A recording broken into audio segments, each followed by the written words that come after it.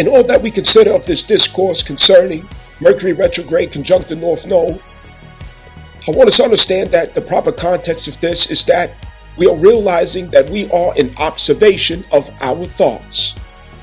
Observation. Mercury indicates an observation, a cognitive observation, and that is an observation of the patterns of thought, and that the retrograde Mercury is crossing over Pallas Athena. What are the patterns of my thoughts? This is you realizing that your identity is not your thoughts. It began with your thoughts, and you are in observation with what is contributing to that.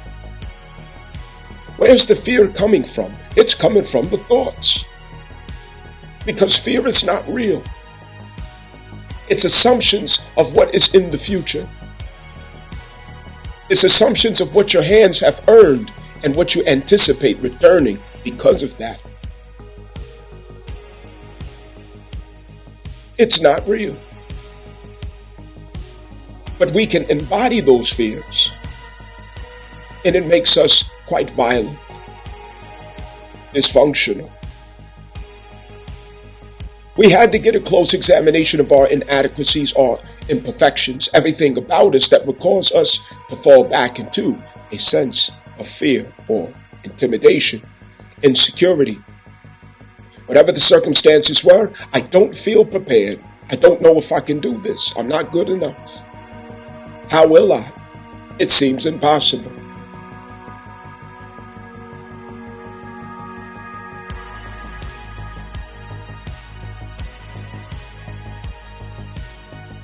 Take advantage of this retrograde as fear raises itself, and take notice. It's not that I am these fears, it's that I'm in observation of the fears that I entertain, that I select, or that I'm in position to deselect and rescind. The irony is that our freedom is behind what we fear the most. I want you to think about, what is it that you fear the most? And behind that is your freedom. Right there. What do you fear the most?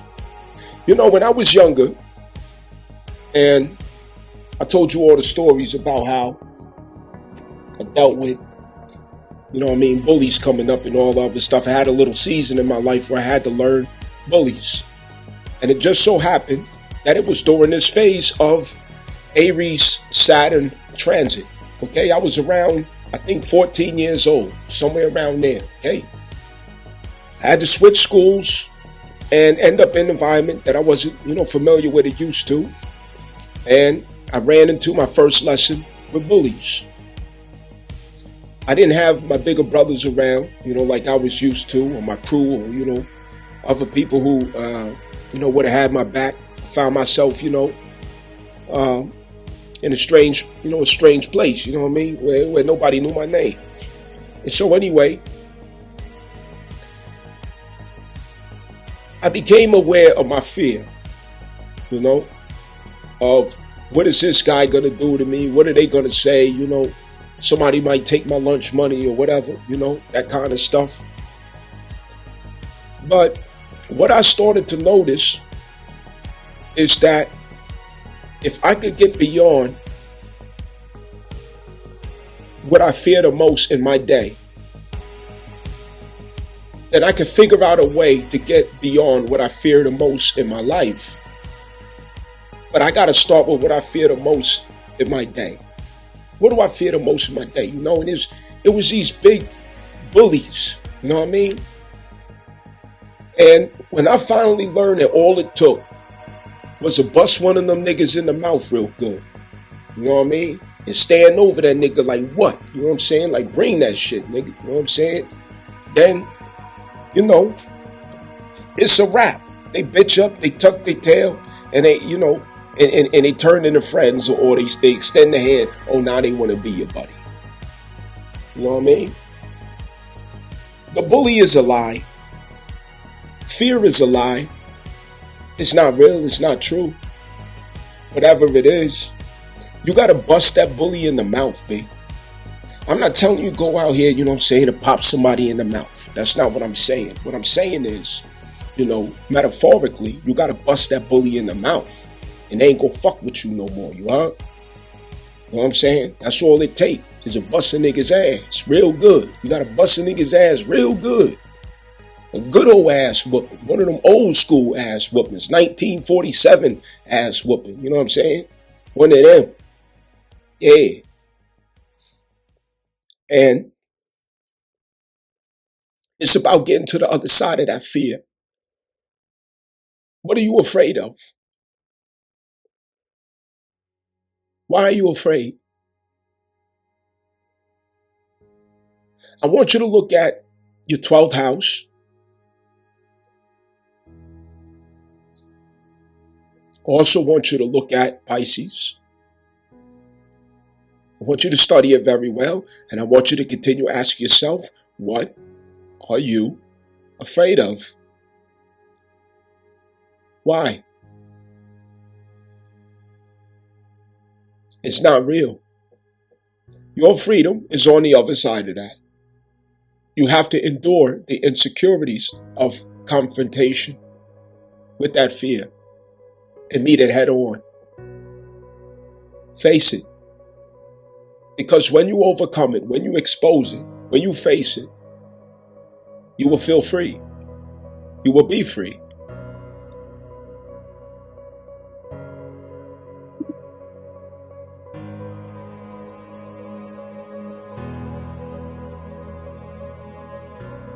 I wanted you to take notice that spiritually, we had to make a home again at the 4th house.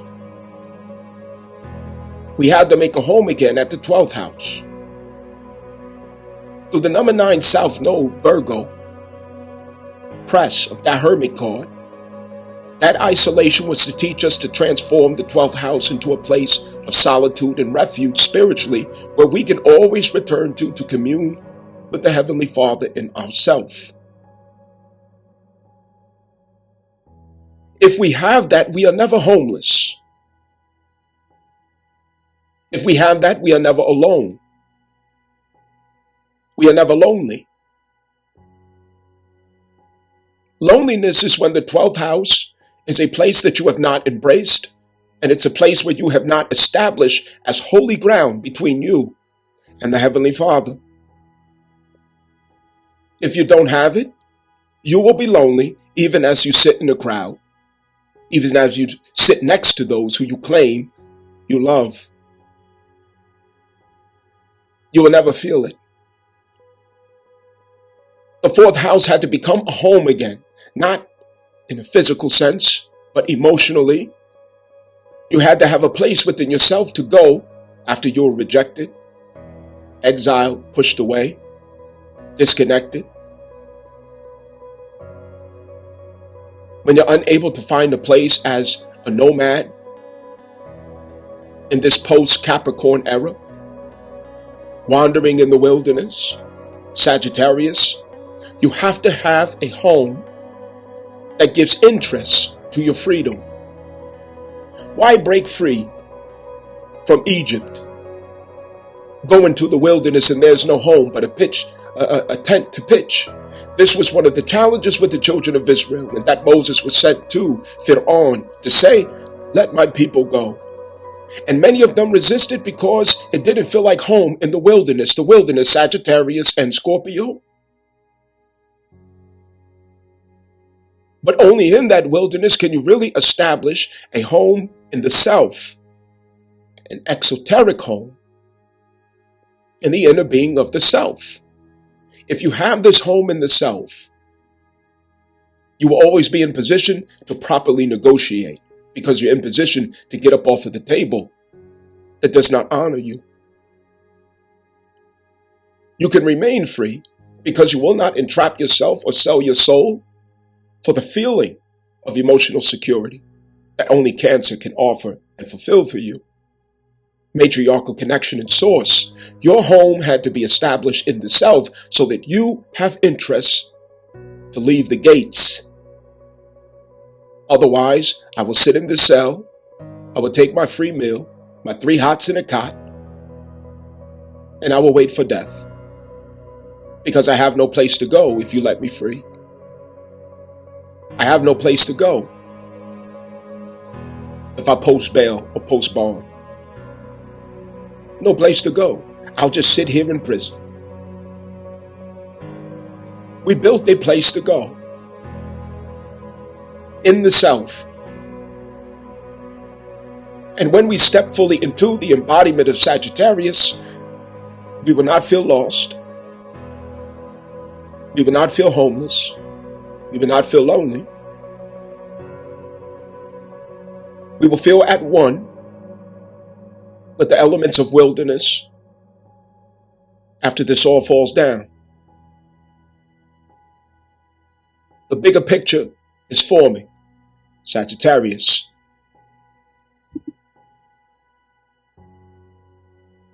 This is off subject, this discourse, but I want to, use this opportunity to say something very important. And I need you not to overlook this detail that I'm about to express. It may seem insignificant. Understand. Now, check it out. Check it out. Check it out. Just a few months ago, I would have sounded even crazier than what I do now.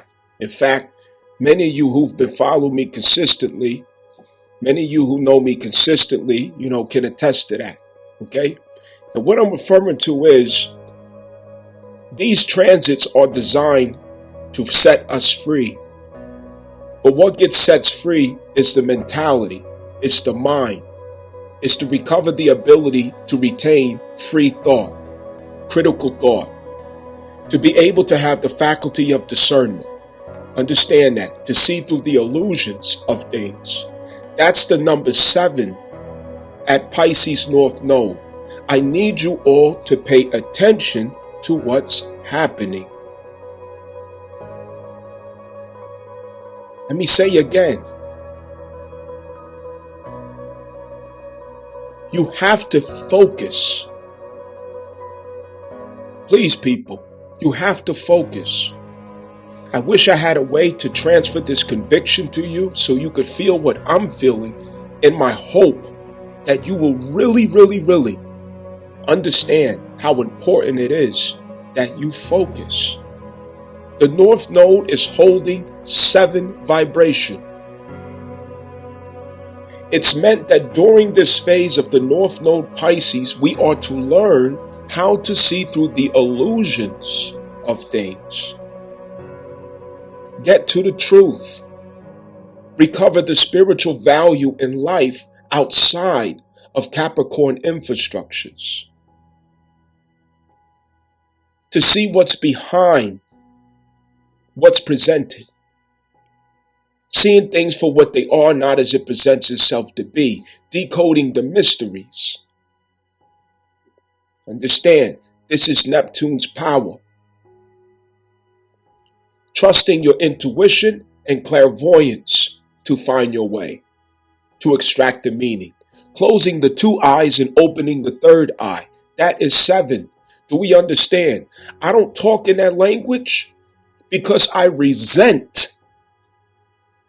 Let me make sure spit is flying out my mouth when I say that.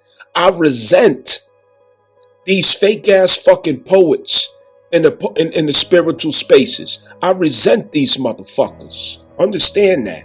Which is why I choose to stay in the style that I am. Gritty, dirty, all fucked up.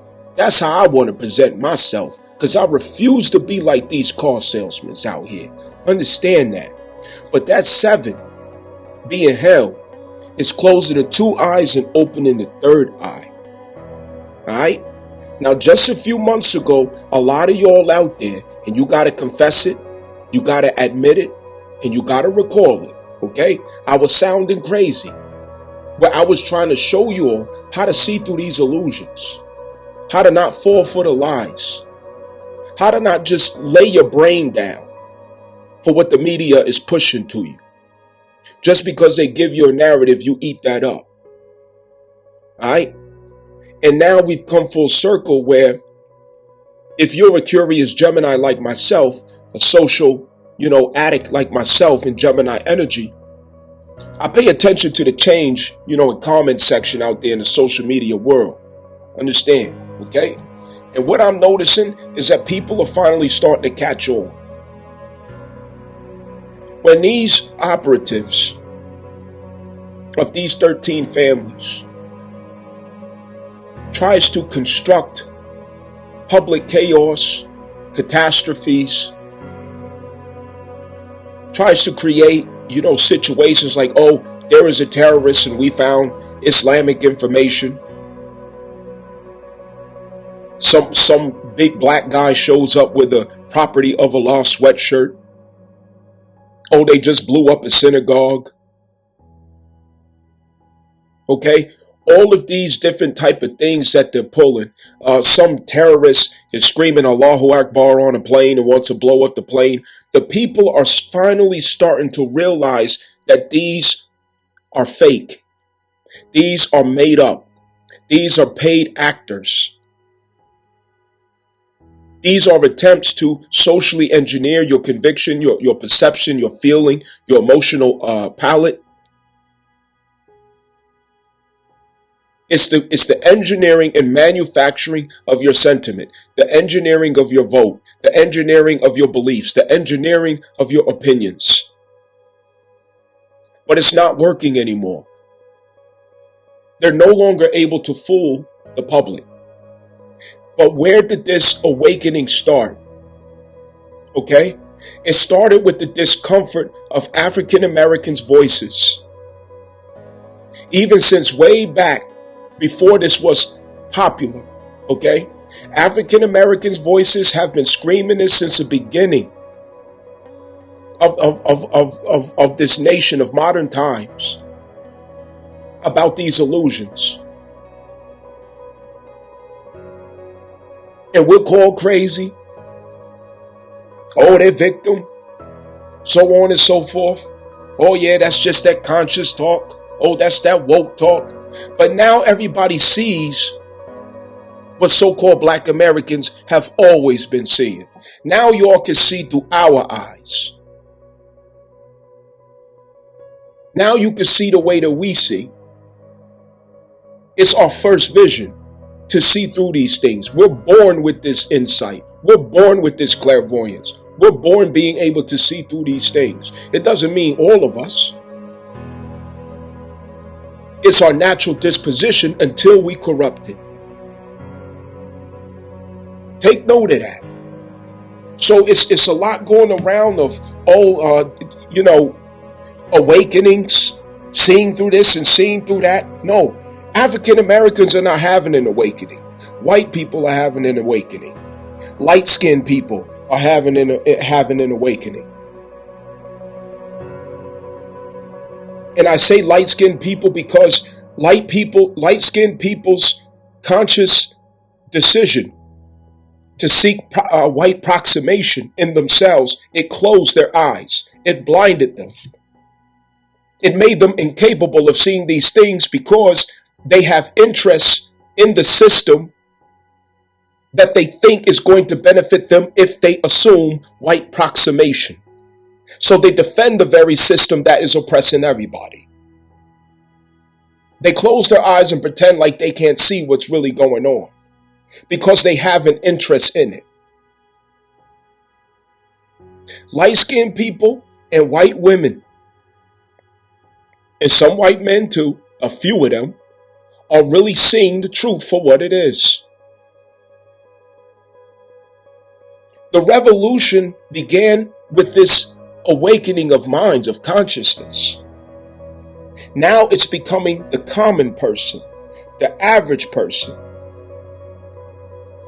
Not just the majority of black people in conscious spaces. Understand that. Because prior to this time, yes, there was a conspiracy, the conspiracy theorist. That's not necessarily clairvoyance. That's not necessarily discernment. That's not spiritual faculty. That's a different story. That's cognitive. So I'm pointing this out to say we're all getting on the same page as a people. We, the people, are becoming now we, the people. And it took disenfranchisement, it took separation from interest in the system for us to begin confessing and admitting what we're seeing, what we're experiencing, and what's really happening and why. Just a few months ago, a lot of you would have never admitted that there's something wrong with that Khazarian state over there. There's something wrong with those juice bottles. You know what I'm talking about. There's something wrong with that little people. You would struggle to admit that as white Christians, that it was against your interests to continue defending Zionism, to continue defending these ideals because it went along with your traditional religious ideals that you inherited through the family. You would defend Catholicism because you inherited through the family. But lo and behold, pay attention a little enough, you will see that the devil's hand goes in all of these things.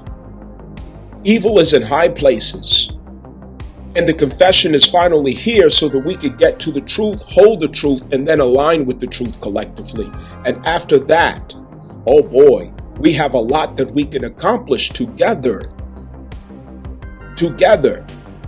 Because we're not standing around calling each other crazy. And the only reason we pointed and called each other crazy is because some people was benefiting from the system and some wasn't. Whoever benefits from these evil operatives, these evil systems, they call the other ones crazy. And they assume of themselves, they say, just as it is in the Holy Quran, we only say that we are peacemakers. But no, they are the troublemakers. And that's because you're vested in the system. This is a turning point. Everyone who benefited from the system, while knowing what was really happening, oh boy, they have some karmic lessons coming around. There are some karmic lessons coming around. Because you presented yourself as a blockage, a distraction, someone who holds other people back. You don't want the truth to get around because it will stop your benefits. It'll stop your gains. It'll bring down your status. It'll interrupt your ambitions. These are scum of the earth. And there's a penalty for that. There's a price to pay for these low-down motherfuckers. Understand. It wasn't long ago, a lot of y'all was believing Erica Kirk. If you was out here believing Erica Kirk, you need to go get your head checked. Go ask the doctor to put your ass on medication. If you don't have that much discernment, you ain't got to tell on yourself. But I'm here to tell you, you people out there who is believing Erica Kirk, now you know good and damn well you need your head checked. You need to get a check. One of them slow checks. That's what you need. Whoever out there was believing that Erica Kirk bullshit, eating that up, yeah, you need a slow check. You should be on disability. Because you can't trust yourself to think.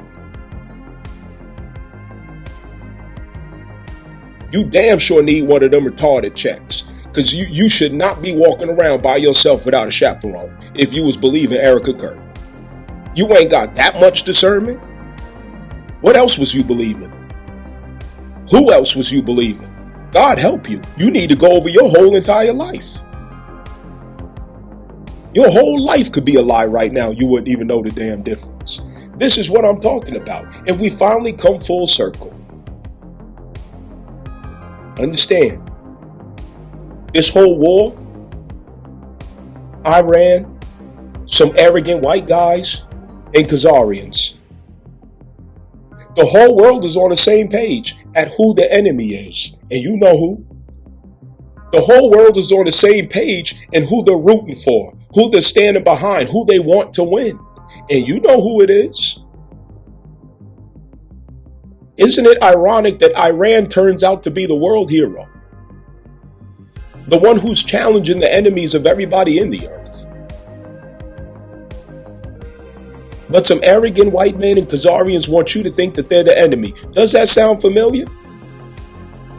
How much money and time and energy they spend into fear-mongering, getting you to be afraid of Muslims here in America, but never have you had a personal experience in which you had reason to fear a Muslim. And the same thing with black men. White men's insecurity and Khazarians' greed as vested interest in why they need you to fear black American males. And the legacy that lasted 400 years of trying to get you to be afraid of him. Why? Because he's afraid of him. And he needs you to be afraid of him.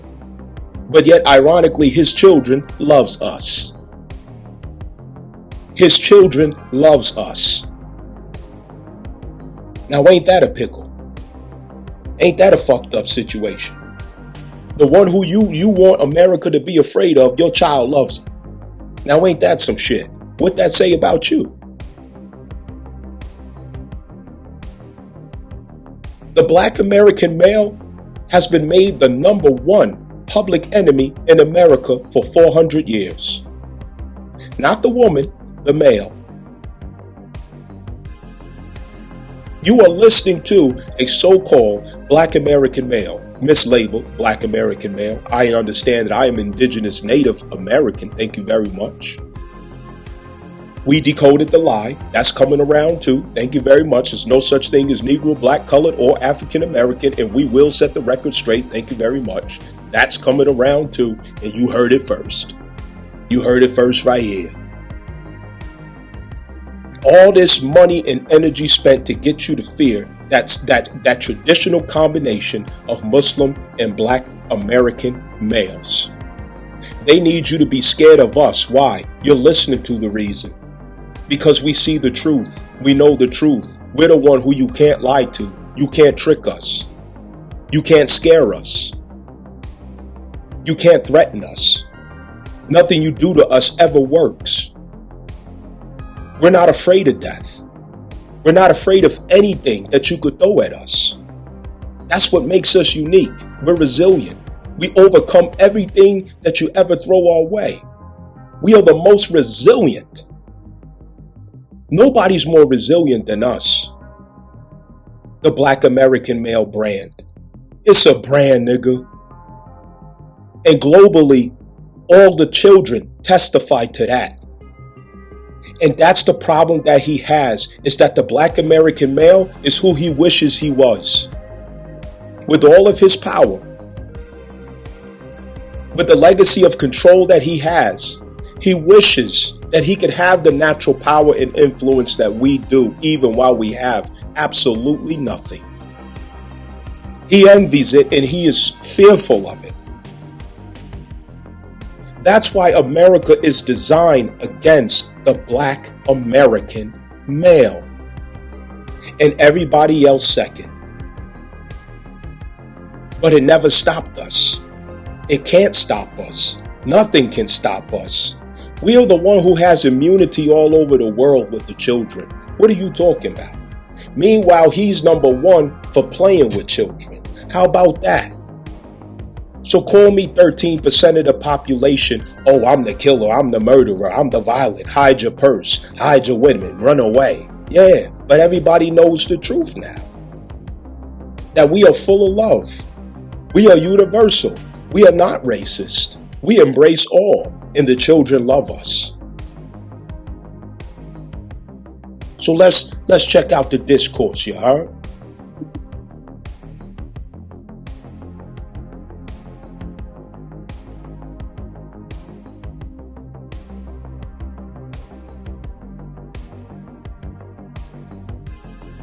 Freedom and security is a compromise. The one who reaches for more freedom, they have to sacrifice a measure of the sense of security. And the one who wants to enjoy more security, greater security, you have to sacrifice a measure of your freedom.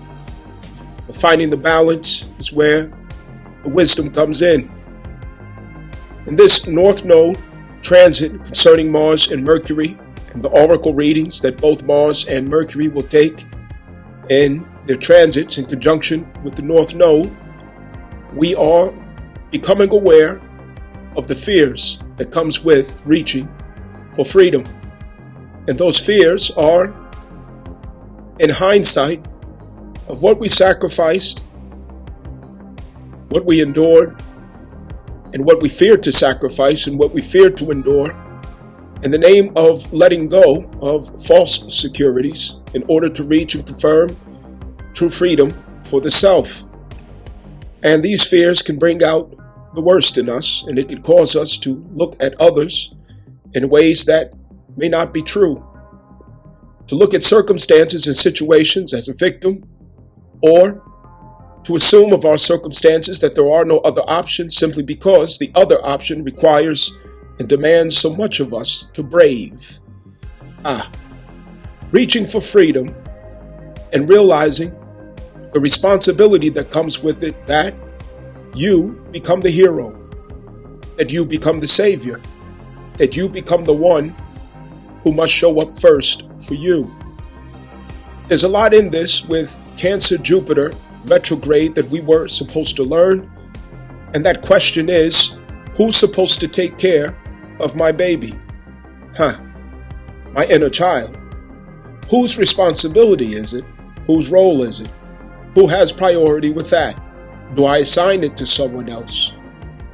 Did someone wrong me if they chose not to continue to carry that burden or to accept that assumption or assignment? I want to be free. I want to be liberated. But did I ever think of what that might look like? Disenfranchisement, decentralization, suddenly no longer able to extract resources, gain, or benefit from a person, a system, an organization, an institution, a relationship. Whatever the case may be, things can change if we get what we ask for. I want more freedom. I want to be free. But did we consider what that might look like? What does that look like on the finances? What does it look like on your emotions? What does it look like to your identity? And now we count and we accumulate all of the burdens that we forgot to include in that budget. Now a reconfiguration comes and we have to brave. We have to get prepared within, position ourselves within to rise to this occasion. This retrograde is quite sticky, quite tricky, quite a challenge. This is where a separation is definitely taking place. So suddenly, when Jupiter went direct, we found ourselves disconnected from the babysitter. And might you ask, what is the babysitter? Some of us, if we were not properly aligned, we could have hired a babysitter for the inner child. And then when Jupiter goes direct, well, it's time to practice what you learn. I will compensate and I will give grace, but I will also remove the catalysts that were there during the retrograde.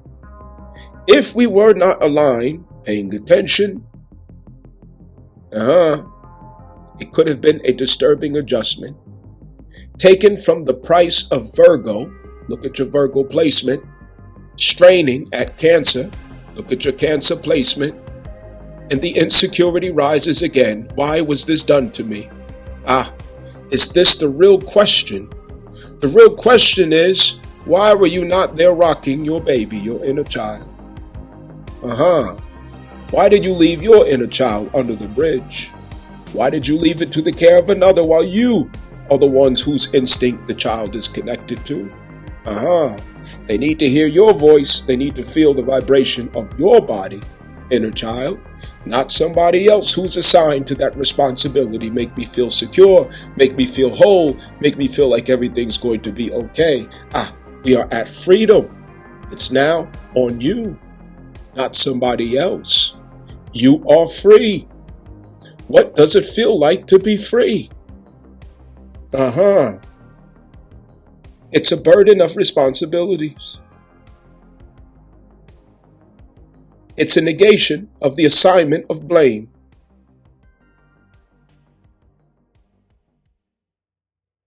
It's a denied access to victimhood.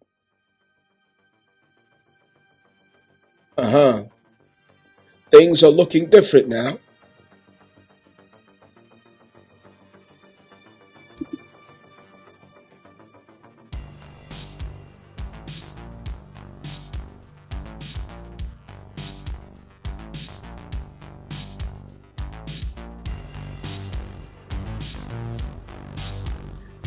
The Sagittarius and Scorpio aspect of the self is your survival.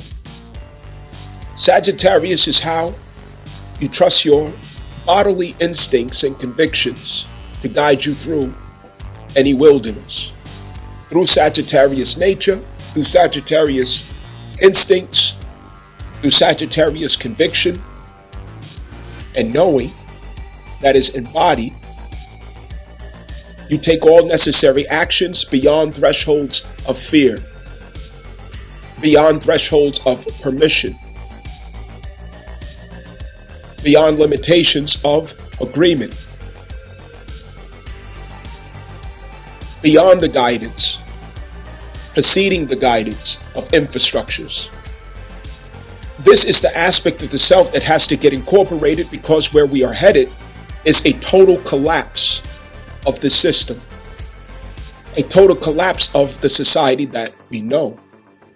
And you're going to need to trust and rely on the Sagittarius instincts of the self, of the body, the survivor, the one who knows the elements,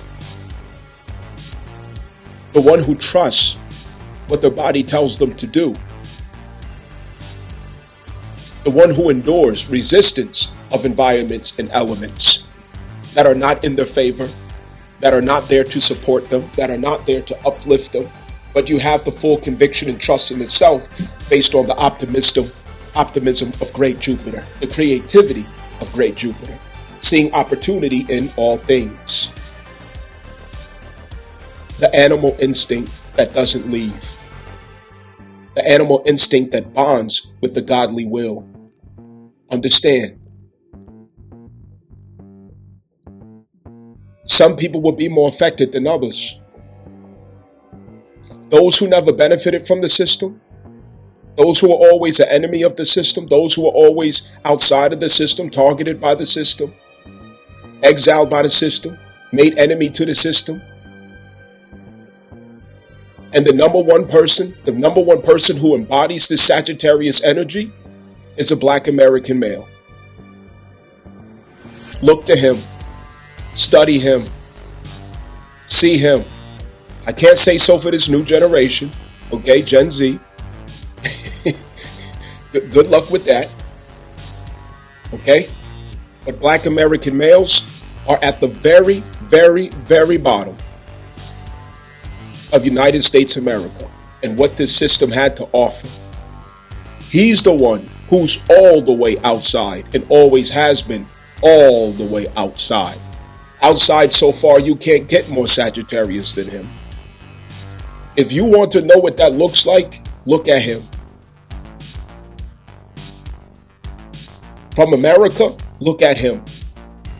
And ironically, he is the indigenous American who always had to dwell in America based on the trust and conviction in himself. He's the one that don't need the system. He's the one who doesn't have any expectations of the system. He's the one who doesn't need approval or to be liked by the system. He's the one who never had a stake in it. He's the only one who wasn't welcome into it.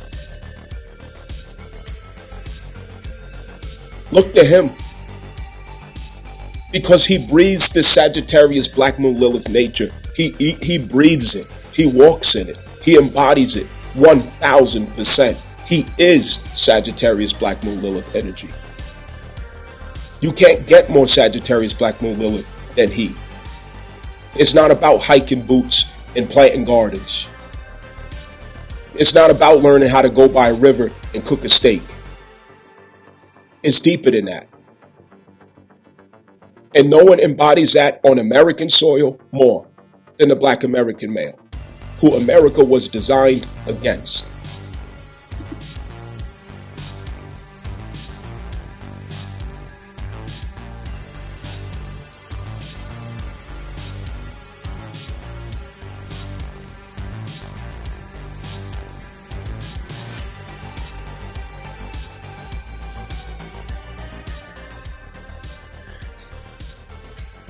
This is a focus on Pisces, North Node, Mars, and Mercury in retrograde.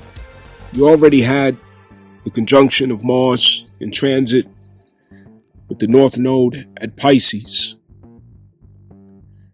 And what was nurturing this foresight was the moon in Capricorn.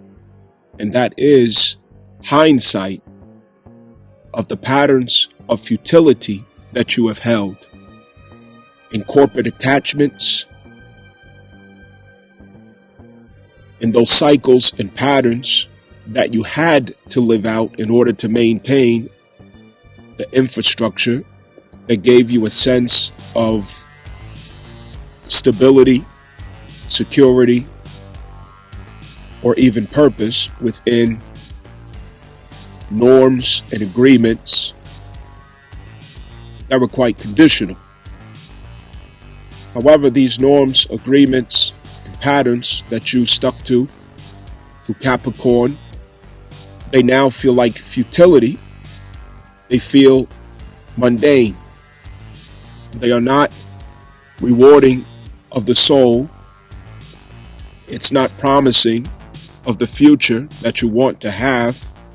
And it's quite exhausting to put on the mask and show up and force yourself to swallow the grief, the discomfort, the boredom, the monotony of living a life that is not purposeful, rewarding, or meaningful. And you're trying to find your way out of that. And with the recent conjunction that we had of Mars to the North Node, supported by this hindsight, of the fact that I'm going in a cycle that I really need to find my way out of, and I have to use my willpower. I have to assert some type of action and decisiveness to change this pattern. I have to go forward in a way that confronts this cycle of futility. And the North Node is a view of where we want to head, the view of what we expect, anticipate, or sense, especially through Pisces. We are intuiting, or even clairvoyantly, we can sense what's coming of the future. And among many things of what's coming of the future are scenes that are not easy to decode, that are not easy to clarify, identify, name, classify in your life, so it presents a little confusion. But either way, Mars is quite foggy, while also having the anxiety of knowing that an action has to be taken, something has to be done to change this pattern, this cycle. This is where our mind has been made up based on Mars and the moon's relationship at that conjunction of the North Node, that this pattern is futile. I no longer can put energy behind this. I'm at the final stroke of this commitment, and I'm going to assert my willpower. I'm going to apply my identity outside of this pattern, outside of this circle. I'm going to switch where my investment is, and I'm going to switch where my commitments are. I'm going to change what I'm putting my sexual energy behind. And I'm going to create, initiate, manifest a new direction that finds my way out of this cycle. This is what has been concluded based on that. We know that when it comes to lunar cycles, or aspects that is, the past is always going to be part of what we're observing or what we're sensing, the past. Capricorn is where we have those cycles that we found ourselves having to repeat. It's what we had to do. There were obligations, there were duties, to survive. Obligations and duties according to the matrix that we agreed to play into, to be a part of. This is dying. That whole system is dying out. It's fading away. Especially from a corporate standpoint, where the Capricorn-Pluto transit itself was about raising corporate intensity in common life, in common world. That's where the corporate ideal came to its zenith. It came to its height. When Pluto left out of Capricorn, that was the end of this corporate assumption over the entire world. Again, referencing back to Unum Sanctum, okay? Unum Sanctum, referencing back to the Catholic assumption over the whole world, the Vatican assumption over the entire world, the Rothschild-Rockefeller ideal, 1902, General Education Board. Make sure that you read the mission statement when you research that. Let me say it again. Make sure you read the mission statement when you research that of the General Education Board, 1902. Read the mission statement. And comment below what you think in context to this. It will make sense why we are exhausted. Mars is your vitality. In Pisces, our impulses, they get baptized. They get purified. They get purged. The better word is more baptized or dissolved. Mars is being dissolved as he transits Pisces over 2 months. At the North Node, he is dissolving what he first intended in his cycles, in his patterns, on your behalf, towards the future. That is dissolved. And with that being dissolved, Mars is seeing a symbol, but it's not necessarily acting on a clarified, expressed meaning. It is a symbol at this point. Understand, it is a symbol. What you want is a symbol. It's more so of knowing what you don't want. It's knowing what you no longer want. It's knowing what you no longer want to repeat or continue on. That's part of the success. That's part of the victory. Realizing what you no longer want to repeat, what you no longer want to put your vital sexual energy into.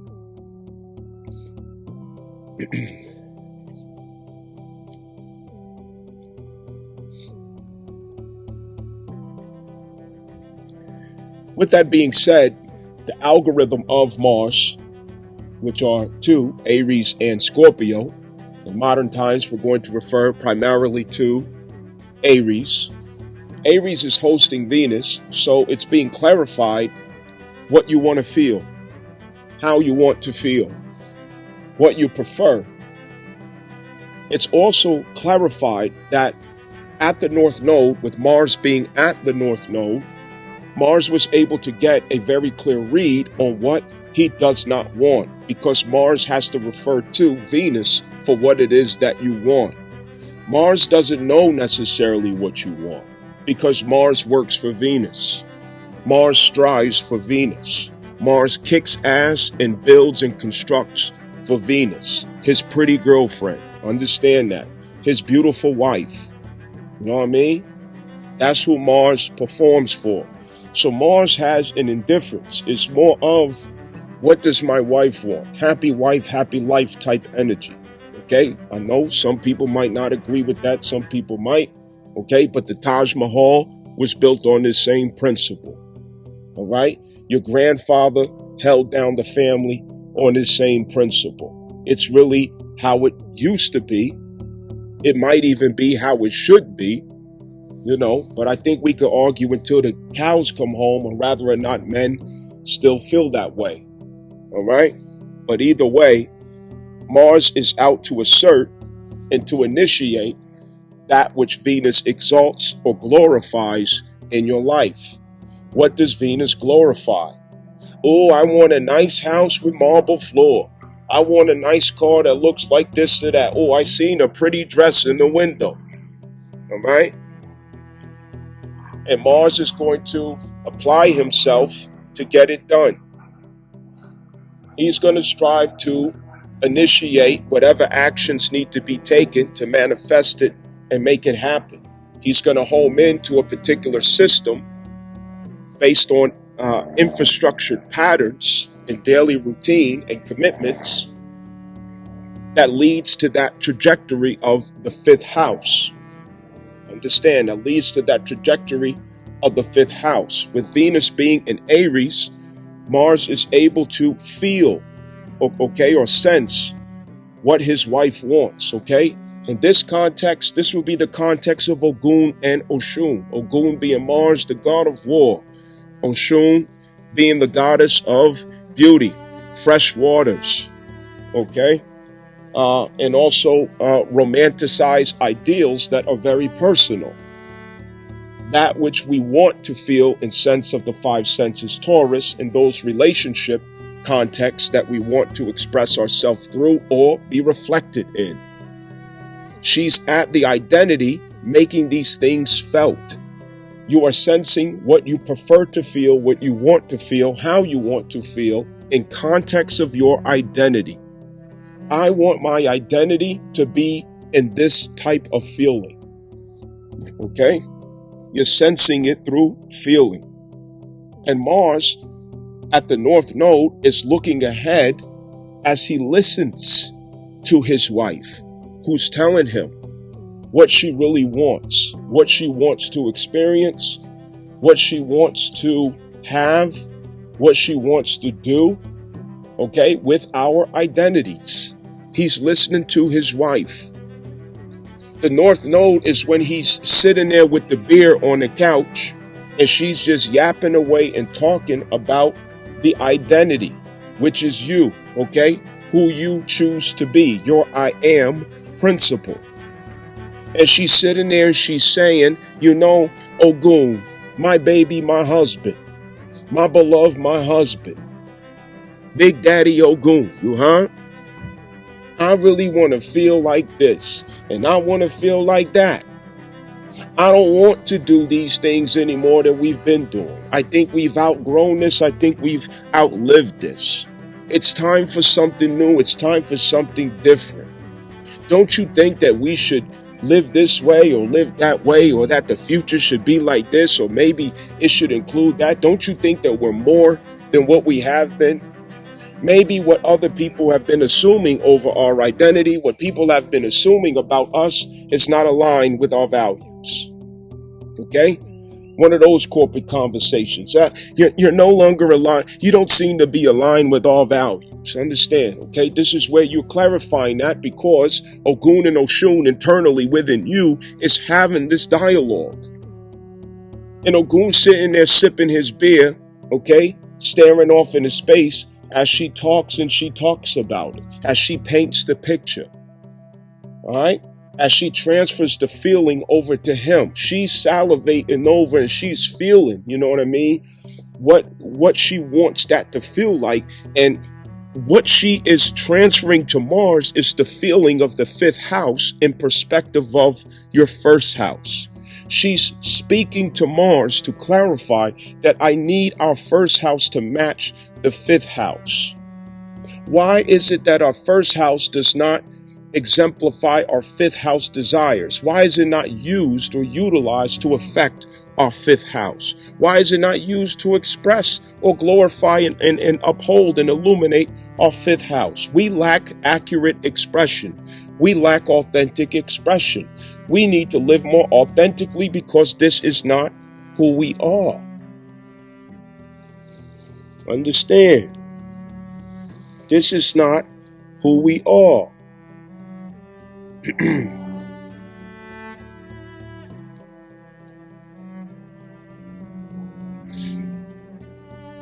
So Mars looking ahead, he got all of that feedback from Venus. He got it from Venus at Aries. All right? Understand that. Now, secondarily, Mars has to refer to the loyalty of self-constitution, loyalty to self-constitution. He also has to refer to legacy that endures. What is the point of endurance for legacy? How does my legacy endure? This is the part that is personal to Mars. All right. He's more vested in what is the legacy of endurance here? What is the best interest for how my gene pool, my genetics, my name, our family name, you know what I'm saying, lives on? That is Mars I'm characterizing here. Looking through the future of the North Node. He has to refer to Scorpio for that insight or foresight, that is. He has to refer to Scorpio for that foresight. Scorpio has that foresight in a personalized context of Mars. And that includes the cosmic memory of the shadow work that we have done. Based on the shadow work that we have done, we found that there are new measures, there are new commitments to uphold, to adhere to keep into consideration of what it means to be loyal to the self, what it really means to be true to the self, what it means to empower the self and not disempower the self. And this means that there are shadows that had to be recovered, acknowledged. And in that acknowledgement, we repurpose impulses within the self that used to make trouble, that used to make mischief within us.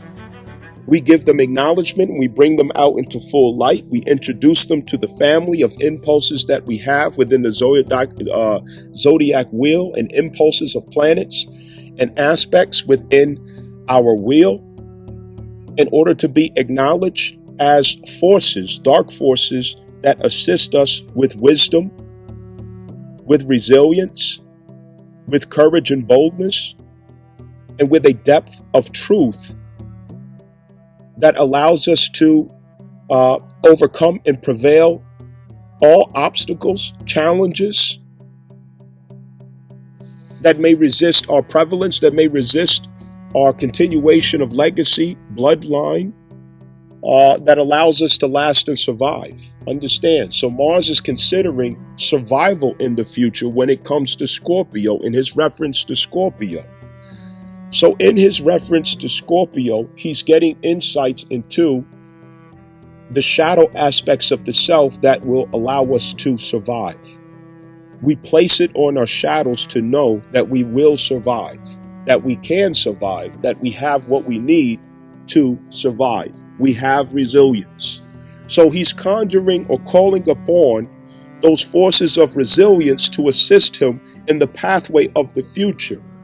This is naming all of your dark soldiers, all of your shadows, all of your even your demons. You're telling them, stand right here. I'm in command. I'm in charge.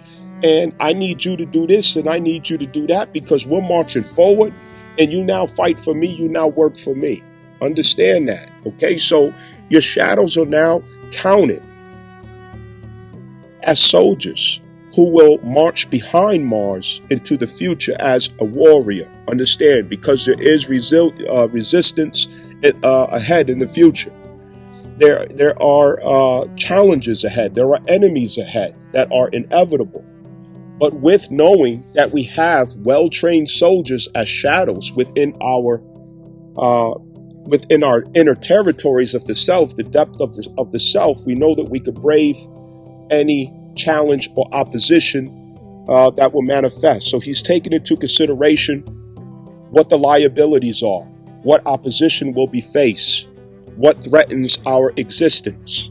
Understand, okay, what is really needed to be thought on or reflected on to approach the future, not in delusion, but disillusionment. Okay, he's remembering the points of disillusionment that has to be taken into consideration if I'm going to have a realistic outlook into the future trajectory of the war path ahead. You cannot contemplate the war path ahead without Scorpio.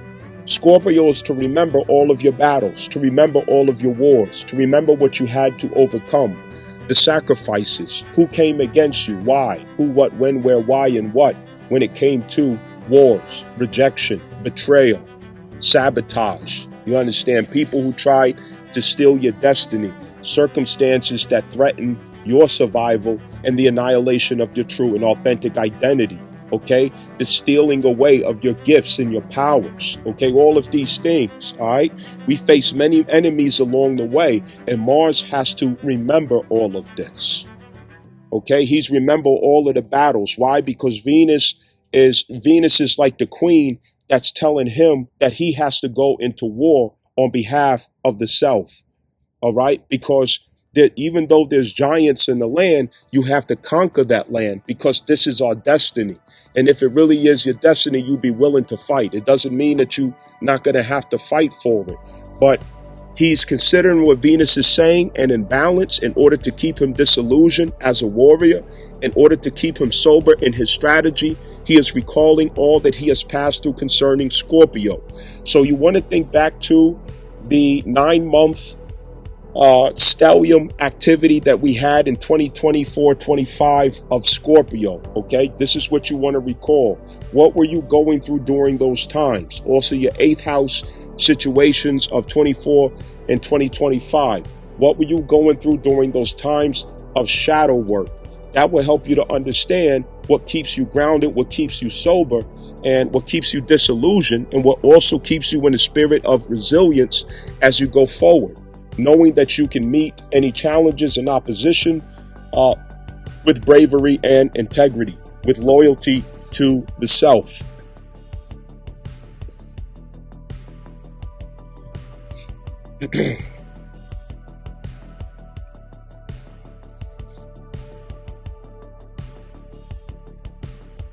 Now,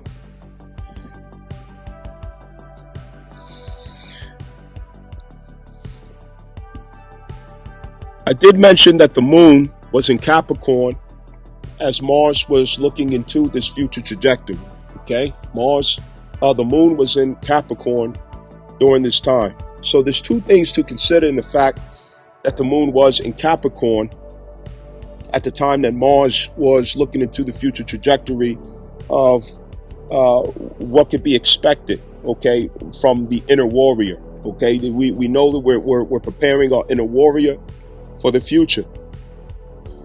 The moon not only holds the memory of all cycles in the chart, especially as it relates to the context of the house or sign that it is in, which is the 10th house and Capricorn. This means, okay, what was in consideration with Mars is looking forward into the future was the futility of cycles in what ambitions we were pursuing and why we were pursuing those ambitions, what responsibilities we were taking on. These are 10th house contexts in Capricorn. Remember, what responsibilities that we were assuming, what responsibilities that we were signing up for or getting entangled with or engaged that felt like a cycle of futility. It wasn't feeding us. It wasn't amplifying us. It wasn't blessing us. It wasn't lifting us.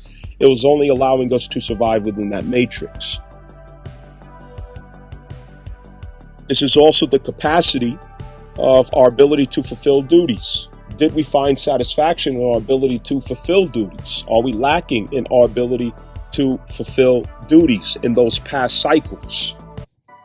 All of these has a lot to do with career pursuits, career status.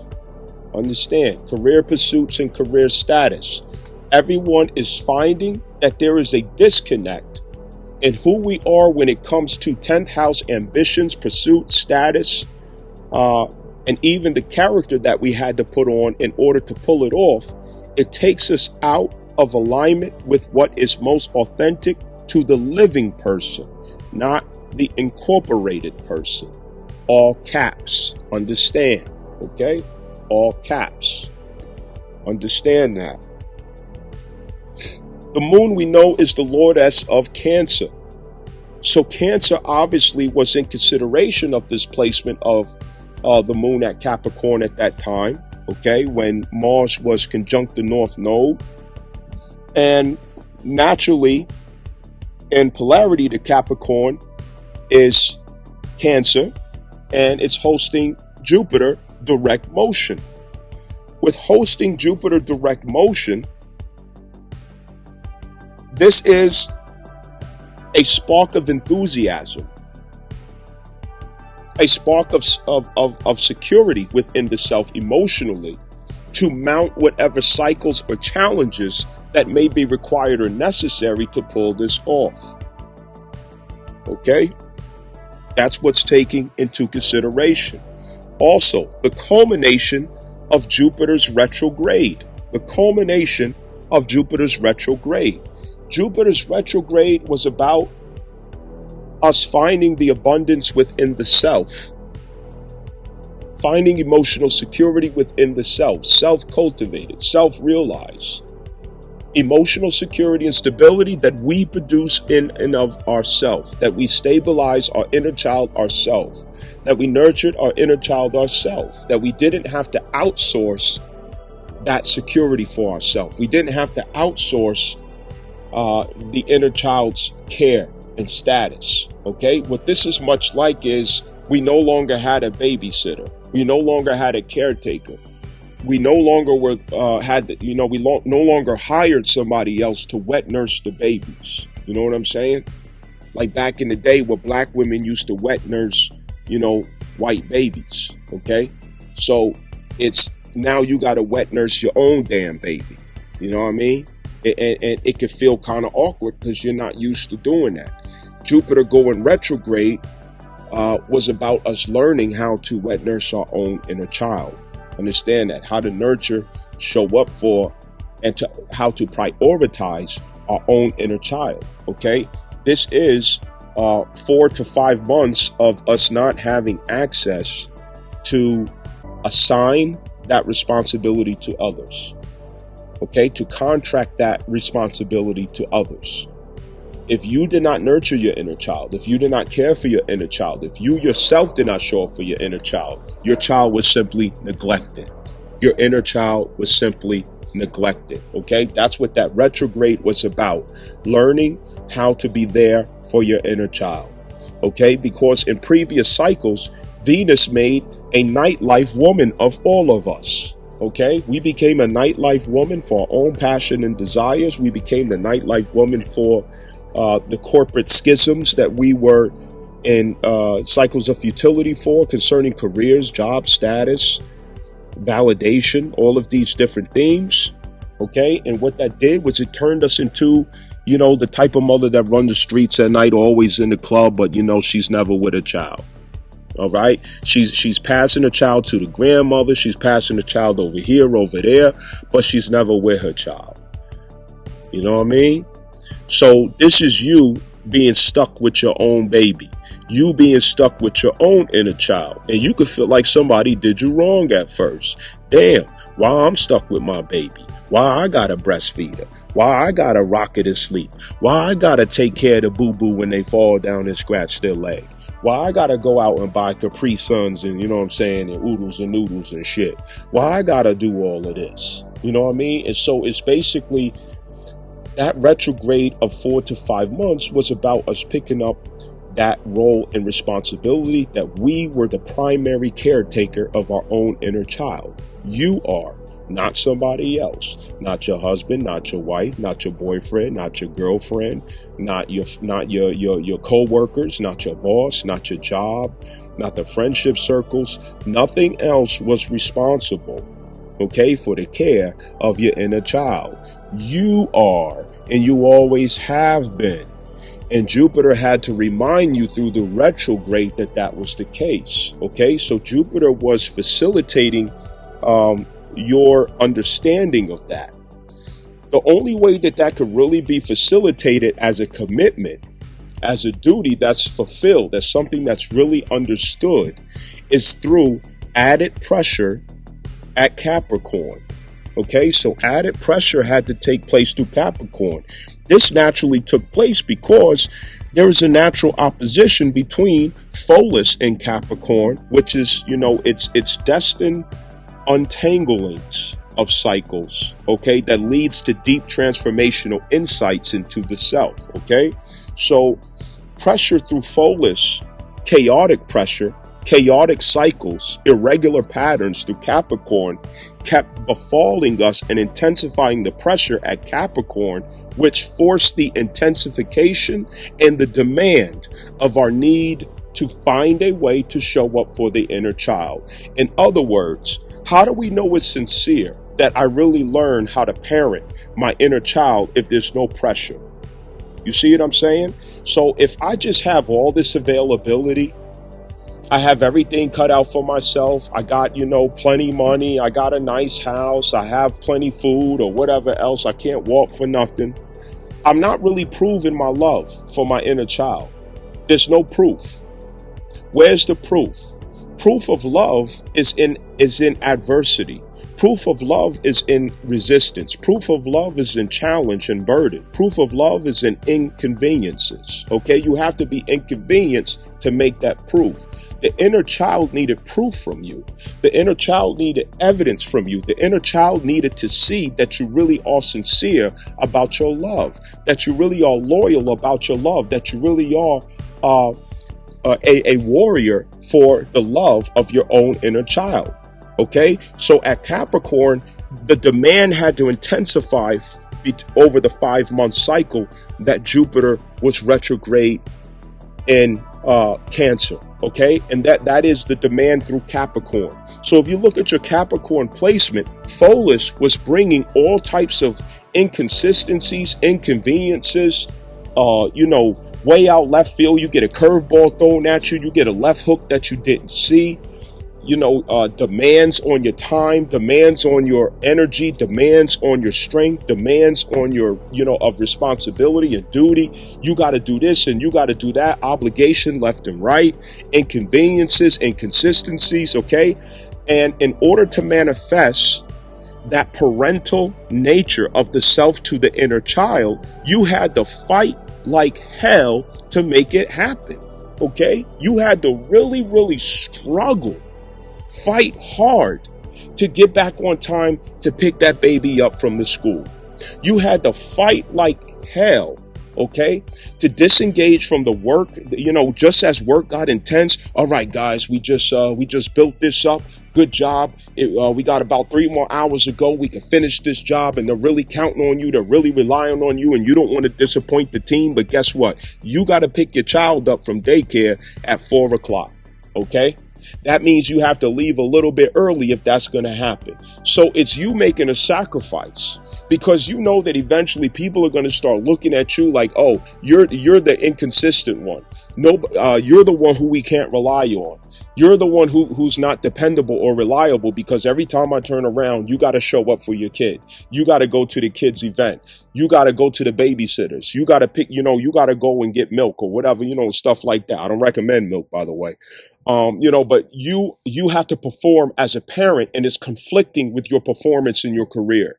Okay. You parenting is challenging your career. You being a homemaker or mother to your inner child is conflicting with your corporate obligations that you have, the cycles of corporate obligation that you have. And this conflict, it presented a demonstration and proof of your loyalty to your inner child, how much you really mean it. Okay, that you have now made a peace treaty, a new commitment, a new obligation, a new declaration, okay, a renewal of contract with your inner child. Why? Because you told your inner child, you guaranteed your inner child through the peace treaty of Cancer Mars retrograde that you would always be there for your inner child. You wouldn't betray your inner child. You're not going to leave them under the bridge anymore. You're not going to abandon them so you could go around the corner and smoke crack. Okay, you're not going to let the baby cry and be all alone with, a house full of abusers and, unclean people and all types of chaos and craziness. You know what I mean? So it's like you're going through pure hell to love your child, but it's making the proof and the evidence of your love for your inner child. Okay, that's why Capricorn has been so hectic for the past 5 months. Because now you have made that proof, you have made that evidence, you have solidified that clarity within your spirit that no matter what happens, I am going to take care of my inner child. I'm going to show up for my inner child. It helped you to understand that what's more important is you showing up for your inner child. What's more important is you communicating to your inner child that your inner child is what's most important, and that your inner child is priority, truly priority. It's not just something that you say. I have to nurture myself. I have to take care of myself. I have to be in a state of wellness and well-being for myself. Okay? Not getting caught up in the psych ops or the psych tricks, the illusions of the matrix that tells you, you better get to that job. You better hurry up and do this, or you better do that, or you better work the overtime, or you better. Are these illusions, or are these really true? Okay? Because the people who think these are true, you'll never get out of that matrix. You'll continue in that cycle. You have to understand that you're an agent of source. You are from heaven.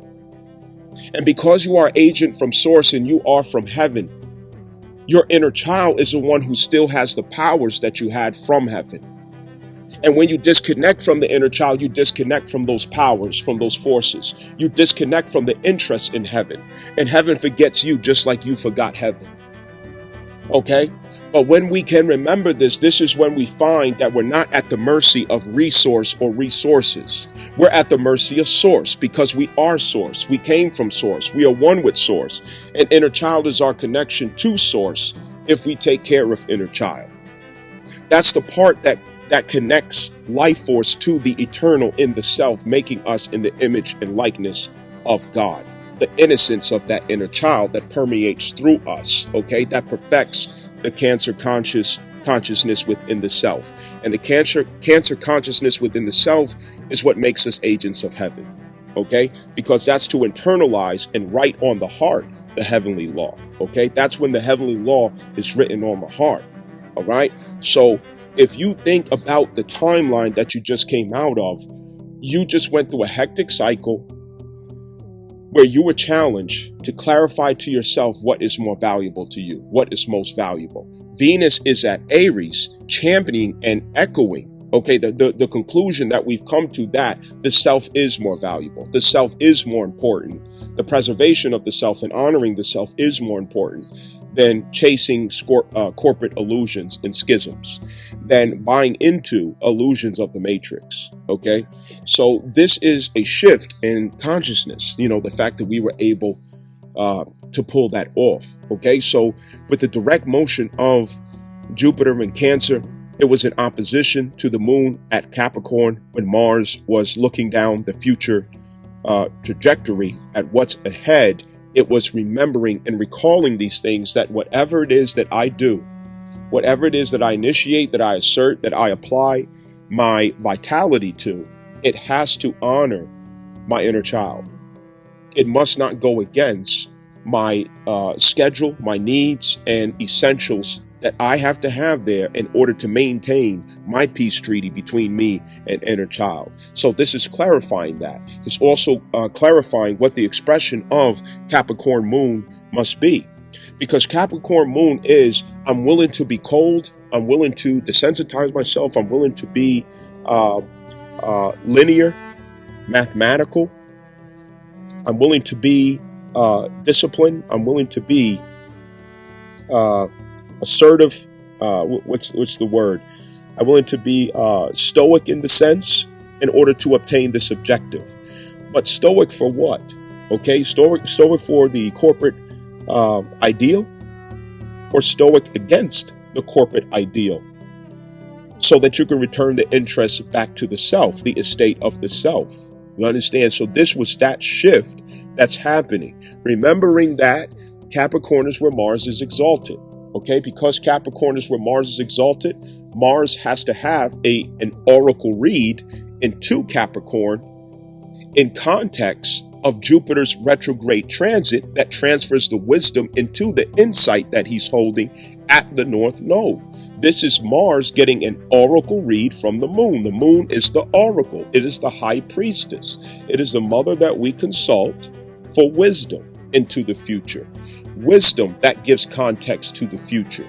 Looking into the future from the eye of wisdom, of oracle, of great mother. the moon. Understand that. So this is Ogun making an Ifa oracle consultation so that he knows how to approach the future or what to expect if he is to stay true and if he is to stay consistent with his agency of heaven and all that he does in approaching that future. So all cycles and patterns, okay, it has to honor what we learned from the past 4 to 5 months of holding on to and maintaining the integrity of the bond between you and a child. Understand that. So hopefully, you know what I mean, I explain that well. Now, Jupiter is also holding 2 places, okay, in retrograde and in direct motion. In retrograde and direct motion, Jupiter is also holding the competence that we have to have, as well as the connection that we have to both Sagittarius and Pisces. Pisces and Sagittarius deals with our belief and our faith. It deals with our conviction, but in different ways. Pisces is more of our faith and belief in our soul's journey, okay?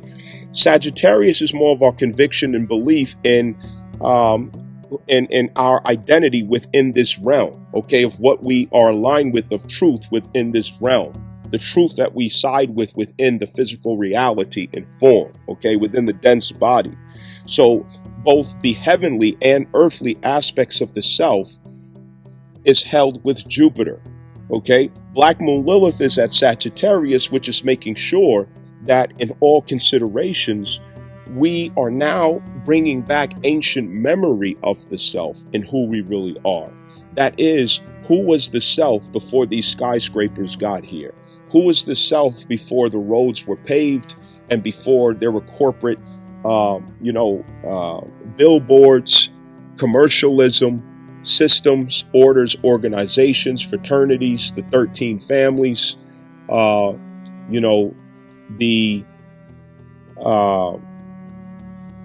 Jesuit orders and all of these, different operations, the Khazarians, white men's ideal over the entire planet as the right hand and the working arm of Khazarians. Before that, they applied this illusion of corporate assumption over the entire world. Who were you naturally?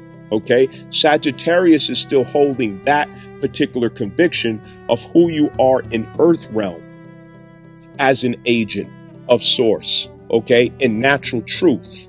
Who are you in natural truth? Okay, this is dissolving all of Khazarian and white men's assumptions over your identity, your culture, your name, your legacy, your forefathers, who you are now, who you used to be, and what they told you you are and who they told you you used to be, and dissolving those lies, rejecting those lies, getting it off of you and getting back to the actual real person, the person who God assigned to earth. Understand that. And so this part is not, we would be wrong to think that this means, okay, savages swinging from trees, okay? Because if you think back to savages swinging from trees, who made that shit up? Okay, Khazarians and white men told you that story. Khazarians and white men told you that that's who you were before they came on the scenes. They're the ones who said that that's who you used to be. They're the ones who said that that is your description before that they came on the scene. But is that true? No, the fuck is not. Okay, and you have to give that shit back to them. Okay, they're the ones who told you that you were savages before they appeared on the scene. We're getting back to who we were before they interrupted history.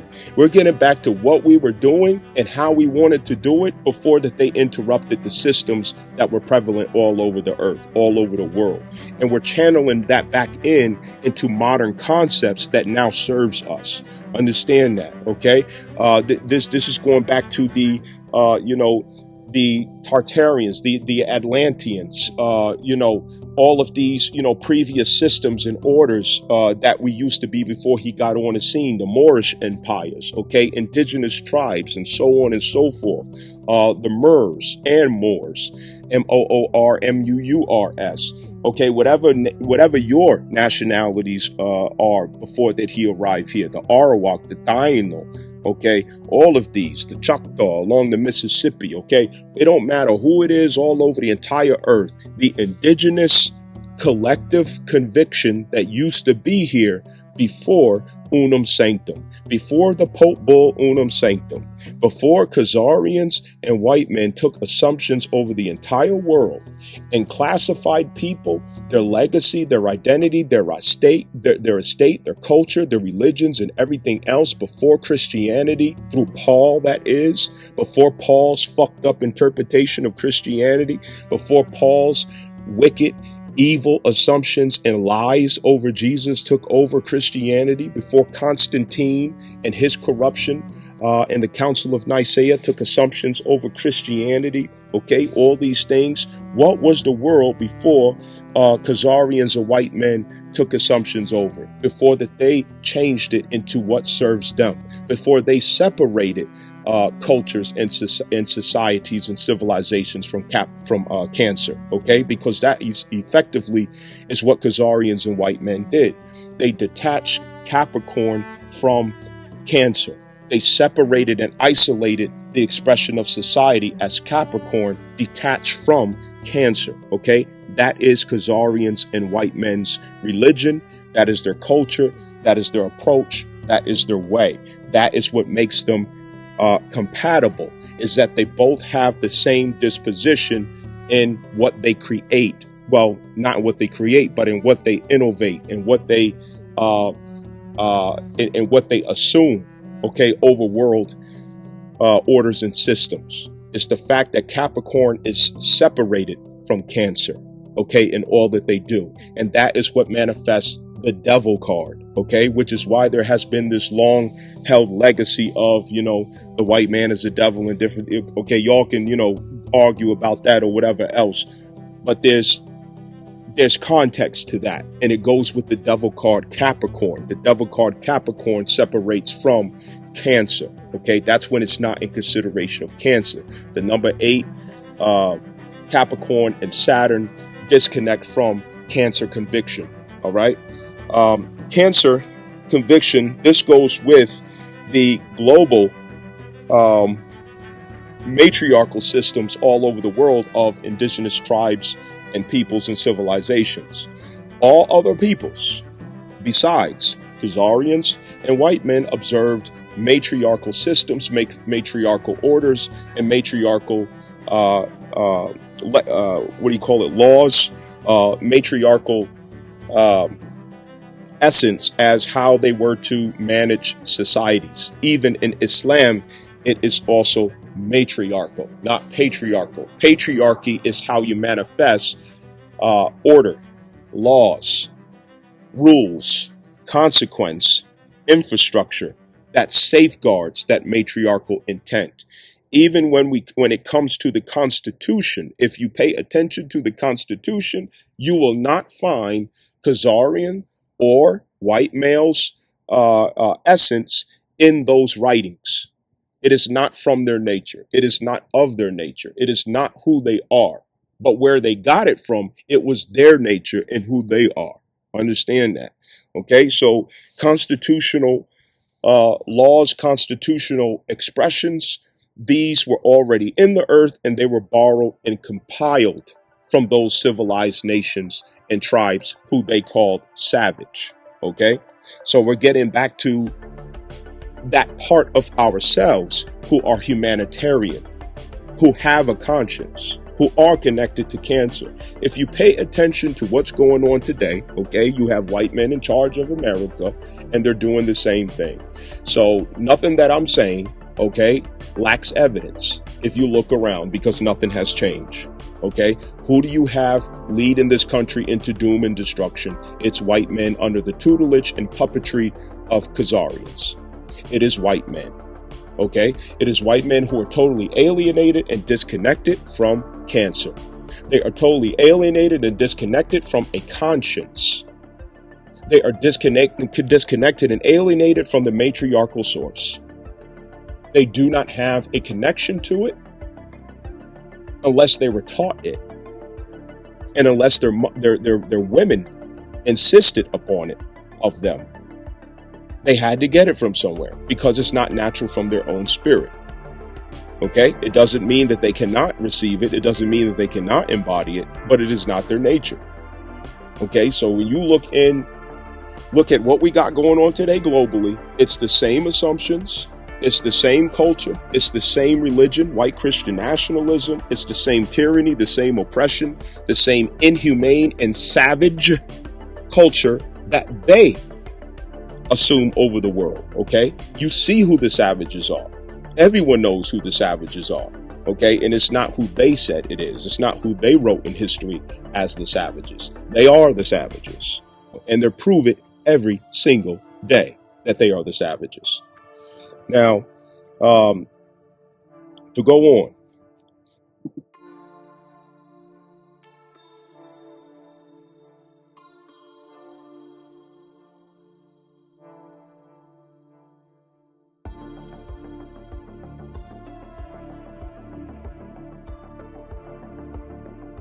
In context of power, when you don't need someone, or you don't need an institution, it immediately transfers to power. That becomes power when you don't need. This is not about the narcissistic, arrogant declarations of, I don't need nobody. I don't need this, or I don't need, this headstrong, childish mantra, okay? Please do not conflate what I'm saying with that. All right? I don't need no woman. I don't need no man. I don't need no I don't need no, this, or I don't need that. It's not that kind of context. What I'm saying is realizing where if we could apply a little more maturity, discipline, accountability in our life, we could realize that there are attachments that have been outliving their cycles in our life that we probably should have outgrown. And it equals to a sense of self-betrayal, arrested development, impairment, and cycles of futility that stunts our growth because we don't want to brave the vulnerability of pioneering the future into pathways that have not been tread by us. That north node, points of growth in our life, opportunities of growth in our life where fear presents itself, Pisces. The fear of the unknown, the fear of the future. So there are detailed realizations that are going to come up where we could notice that we thought we needed to continue into that Capricorn cycle. We thought that we needed to be attached to certain institutions, jobs, careers, or persons. But we find that that's not the case. And we could find that is not the case once we emotionally stabilize and read our circumstances without emotionally hyperventilating, without getting emotionally carried away and reaching for all types of fears, threats that really aren't even there. Self-sufficiency, self-determination, it looks like that. Let me give an example. Let's say you come from a legacy of, families on Section 8. All right? You say you grew up in a projects of New York City, a nicer projects in New York City. And all your life, your moms, your grandmother, your aunties, everybody else, they handed down the Section 8 voucher through generations. All right? Food stamps for generations. And now you become the cycle breaker where during your lifetime, Trump's presidency happens to affect you in a way where you no longer have access to Section 8, you no longer have access to food stamps or whichever else. So it may look like this is impossible. Why is this done to me? This is terrible. This is a horrible thing. This is a terrible thing. Now I have nothing. I can't take care of myself. Now I'm in trouble or I'm going to be all screwed up. But really, that's what freedom looks like. That's freedom. That is what freedom actually looks like. Freedom doesn't come with all of the accommodations. You have to go back into Sagittarius, which is rawness, the raw elements of life, the raw elements of you relating to the reality. The animal instincts in yourself that allows you to thrive and survive and navigate through the reality without reliance on structured systems. And through that, you come to realizations through the power of Jupiter. Jupiter Pisces, you navigate. Jupiter Sagittarius, you sustain. Manifesting survival.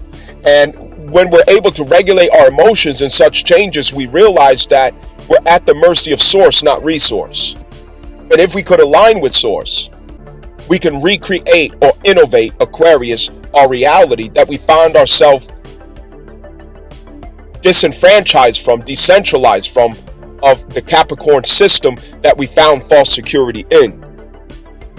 Okay? So you start to realize that you can manifest the Cancer Jupiter reality for yourself that in the past life, generations used to rely on the system for, centralization for it, institutions for that, inappropriate relationships and circumstances that oppress the self in order to receive those benefits of care, security, self-preservation of Cancer, the 12 jewels. So freedom looks like this. It's pointing you at freedom. And freedom is scary. Because when freedom is presented to you, it looks scary. Because it's like a person who becomes an entrepreneur without realizing that they're becoming an entrepreneur. You don't realize that you're becoming an entrepreneur. You prayed for it, you manifested it, and now all of the elements are conspiring in your favor to give you that reality. So let's say every day you're working 9 to 5. After you get off work, you start working for yourself. You start constructing and building an enterprise for yourself. And there comes a time where the universe is conspiring in your favor. Okay, to transfer your 6th house into yourself, self-invested instead of corporate invested. When it was corporate invested, you had all these hours, you were getting overtime, everything was going well at work, and different things like that. But when spirit started to conspire to align you with transferring your cultivation from the corporate into the self, or from Capricorn into Aquarius aspect of the self, this is when you end up finding yourself decentralized from the Capricorn cycles of that work process. So now maybe you're getting less hours. Okay, maybe there's a layoff. Maybe something happens to where you no longer have faith in that job or career. But because you've been consistently building behind the scenes what you would transfer to, now your interest and focus changes over to your investment that you've had all along. Now your interest changes over to that, and you realize a view of freedom, but it's a view of freedom that's upon your own ability to show up for yourself, to be accountable to yourself, to show discipline and duty and obligation to the self-interest. So it's repurposing or recontextualizing Capricorn to work for you rather than work for a corporate system.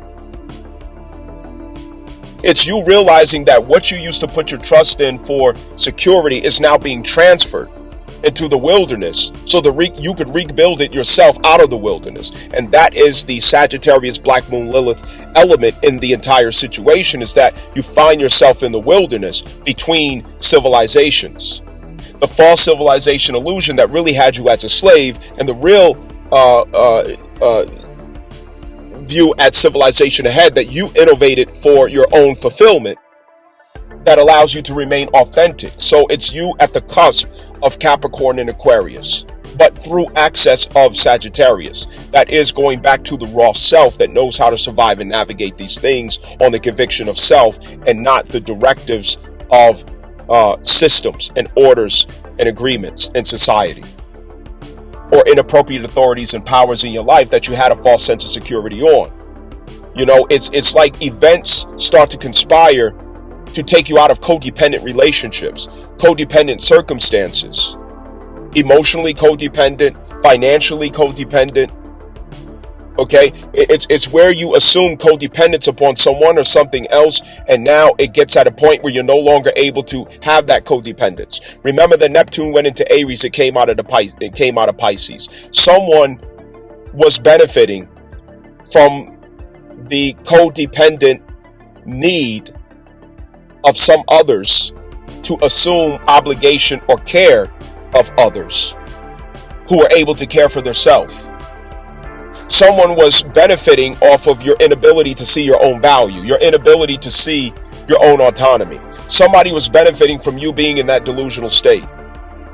And now they find themselves disrupted, and they have to get up and figure it out for themselves. They have to stand up on their own. They have to get it together. They have to, become resourceful for themselves. They have to invest into their own inner child. They have to secure their self.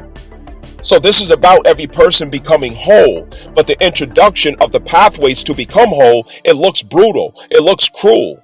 It looks isolating. It looks like rejection is taking place. It looks like somebody's doing you wrong, and it's not. It's opportunity. It's opportunity for you to become whole, for you to become independent, self-sustaining and resourceful. And from this view, we can have authentic love. Because when there's love, because I'm here because I want you, not because I need you, that is a higher frequency of love. Why are you there? Because you have to be there? That's obligation. That's necessity. Love can be there, yes.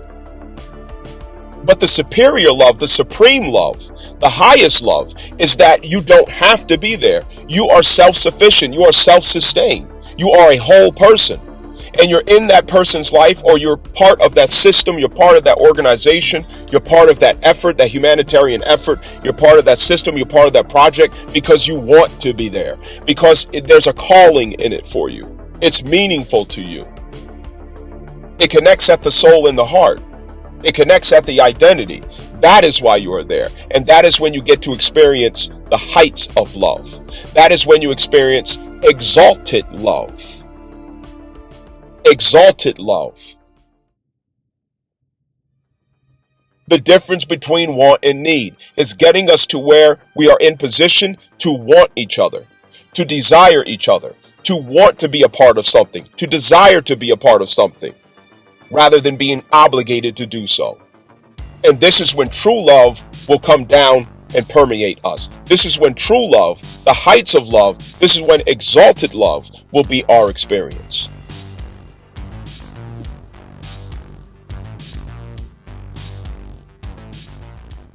Mercury is in retrograde. And with Mercury being in retrograde, the second week, first of all, there's 3 main weeks to most retrograde cycles, okay? Not all retrograde cycles of Mercury are 3 weeks. Some are 4 weeks, so on and so forth. But this one, if we were to look in the middle stage, or the center phase, the second phase of the retrograde cycle, it goes that the first cycle of, or the first week of the retrograde phase usually introduces the cognitive crisis or the communicative crisis that has to be resolved. The second week helps us to understand the patterns, the nuances, the details that caused it. Okay, we start to put the pieces together on what caused these missed opportunities, what caused these assumptions or misunderstandings, what caused miscommunications or cognitive delays, cognitive fog,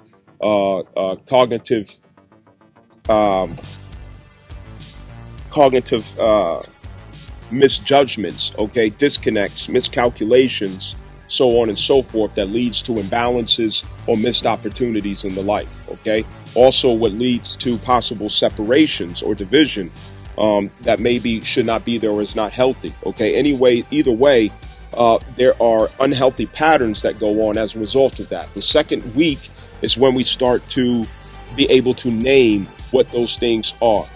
So the third week is when we actually go into solution mode and we actually start to tackle and solve it. We come up with a plan and we solve it. We address it. Okay. We have the difficult conversations that moves us forward.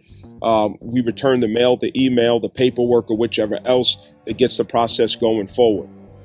Now, if you notice, during the second week, Mercury in retrograde passed over Pallas Athena. This is very unique. Okay.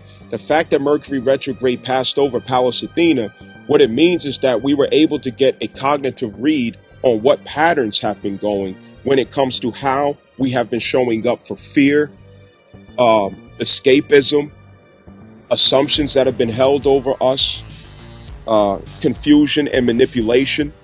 Okay, places where there may have been resentment, dissatisfaction, anger, fear because of, not being able to control, fear because of, not being able to manifest a rigid assumption or entitlement over something.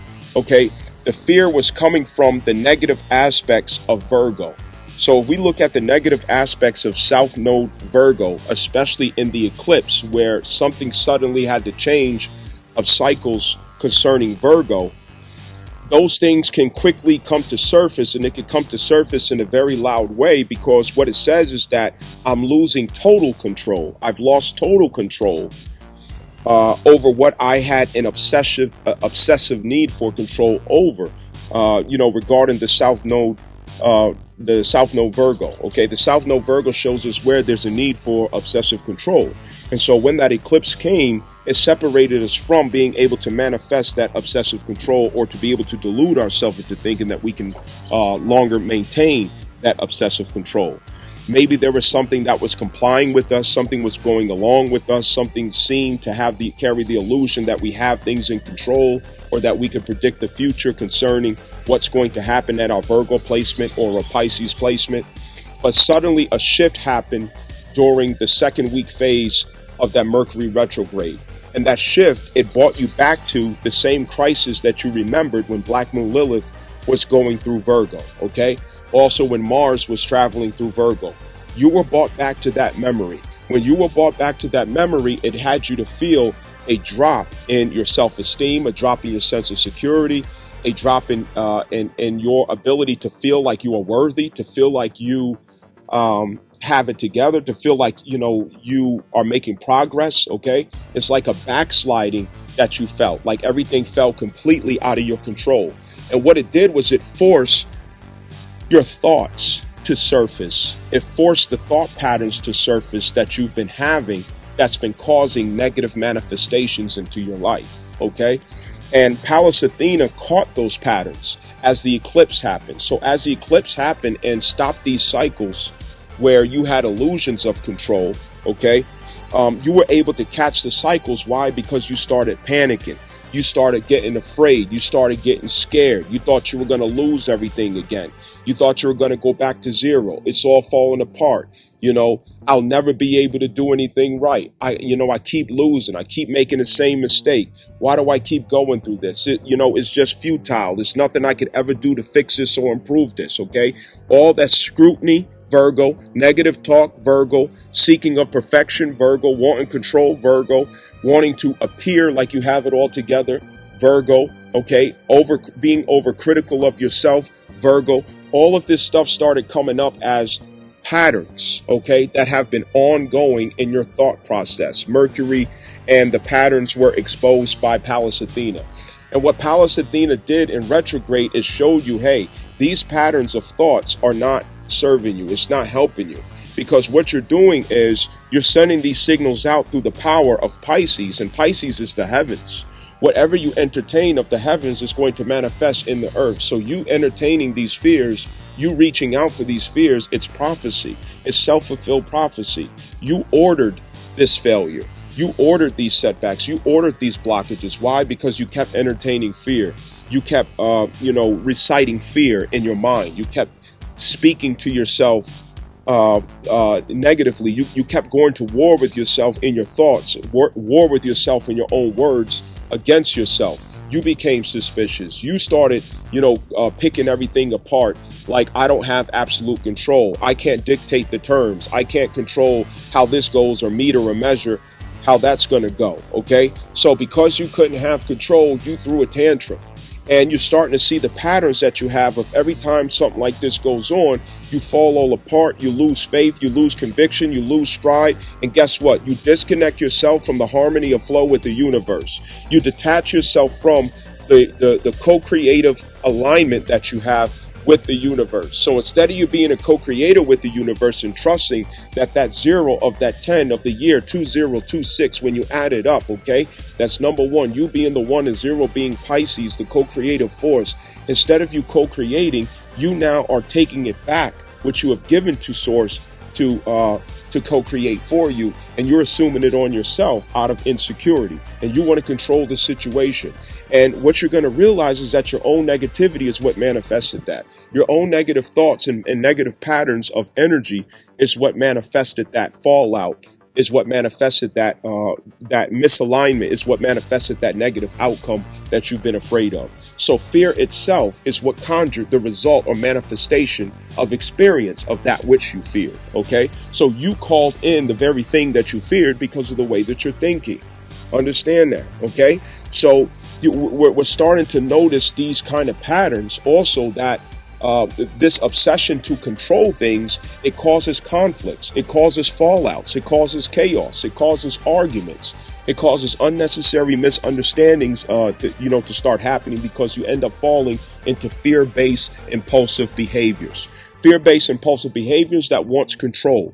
Fear-based impulsive behaviors that become very toxic, that become very negative, that start spreading misinformation, that starts darting off in escapism, separation, animosity, okay, all of these different things. And you also could start darting off into more addictive behaviors, okay, indulging in, behaviors where you're looking for oxytocin, serotonin, and dopamine satisfaction because you're not able to obtain certain things, okay?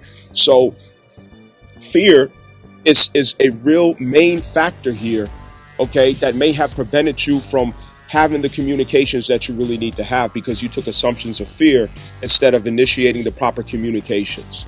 Okay, Pisces is where you may have failed to communicate. You may have failed to say or confess what you were feeling, what you were thinking. You may have failed to confess what your concerns were, what your fears were, what what you were thinking, or what was a problem for you or what wasn't. Okay, so because you failed to confess, you failed to communicate, it ends up turning into fallouts behind those assumptions and confusions, because everybody's looking at each other suspiciously. You know what I'm saying? So this turns into a lot of confusion. Now, the fact that Mercury is just past Pallas Athena, heading into the third week, okay? The third week of resolution for Mercury retrograde is based in hindsight of what has been realized when Mercury passed Pallas Athena, of patterns, okay, and cycles with how we're using our thoughts and imaginations, and how we are causing our own destruction and imbalance, how we're causing our own disconnection from a harmonious relationship with source, in which we flow as co-creative agents with this universe. We're realizing that our controlling nature and controlling attitude has been getting in the way. We realize that what we want of the future is not going to happen by us controlling everything. It's going to happen by us aligning, not controlling. It's going to happen by us finding the flow, not finding the control, okay, of every damn detail, okay, scrutinizing, over criticizing everything because it doesn't make you feel absolutely secure, okay. Trust and faith is going to have to be there, and if we can't get with that, you're just not going to be able to go with the journey. Okay. This is a story, like, for example, if you go in the Holy Quran and you read in what's called Surah Al-Kahf, okay, Surah Al-Kahf, Khaf. If you want to do some reading, this is the story of Musa and Al-Khidr, okay, Musa and Al-Khidr. Al-Khidr is spelled Khidr, okay, Khidr. If you read that story, it's a good example of this difference here, okay? So this is us learning to trust the co-creative energy, that zero of source, of essence, of spirit, where we intuit, we connect through intuition, and we connect through clairvoyance, where we must go, how we must go, and the fact that we are not at the mercy of resource, we are at the mercy of source. We cannot work to create our authentic reality. We have to align to receive and bring in, channel in our authentic reality. Okay, that's the difference. All right, it's not going to come off the arrogance of you pulling out your tools and thinking that you're getting ready to build it, because the agency of heaven is required to build this one. Okay, don't kid yourself. Understand that. So anyway, the third phase, which is the corrective phase of Mercury retrograde, is happening now. It's initiated now, and that's in hindsight of Pallas Athena's insights into strategic outlooks, measures, considerations into patterns that have not been working for you, and how you have been relating to fear and entertaining fear, shame, guilt, things of that nature, and your resistance to confession, your resistance to finding salvation with the self, your resistance to denouncing attachments, control, and addictions, habits and patterns of escapism as well. Okay, all of these different things, and so and also lack of trust in the source, lack of trust in the agency of the universe that co-creates on your behalf. Okay, there's a 1 and there's a 0. You are the 1, and the 0 is the co-creative source. Okay, you are bringing this in. So anyway, the corrective direction of this last week of Mercury retrograde is headed for the North Node. And in the alignment of the North Node, you now take a look into the future with what you have considered and with what you now understand. Okay, with what you now understand in hindsight. And looking into the future, it is not clear. Of course, this is in Pisces, but there's still a symbol to read or to intuit of the body, okay? And it may be hard to find words to articulate these symbols, okay?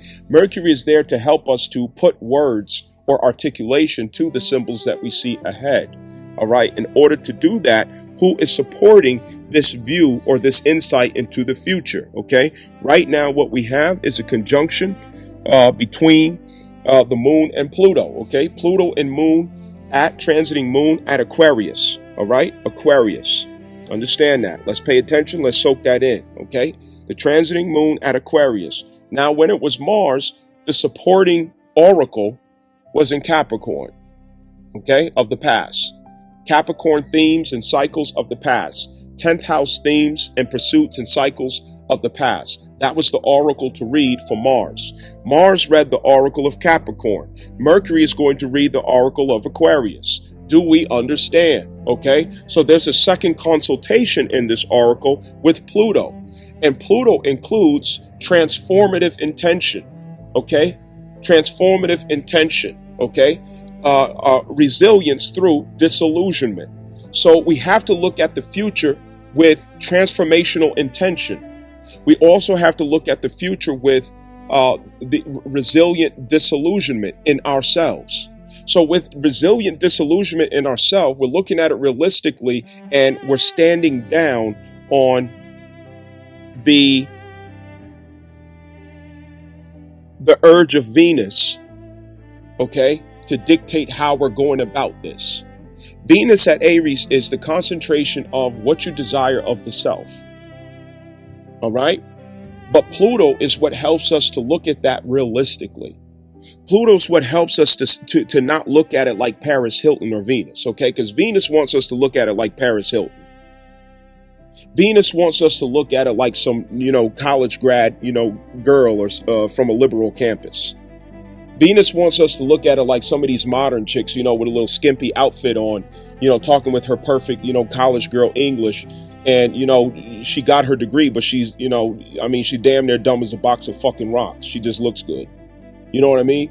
And so Pluto is more of like, okay, sweetheart, calm down, slow down. I know that's what you want, but you're going to consult me and the Great Mother and how we're going to change things, okay? Because Aquarius is how you see what you want, okay?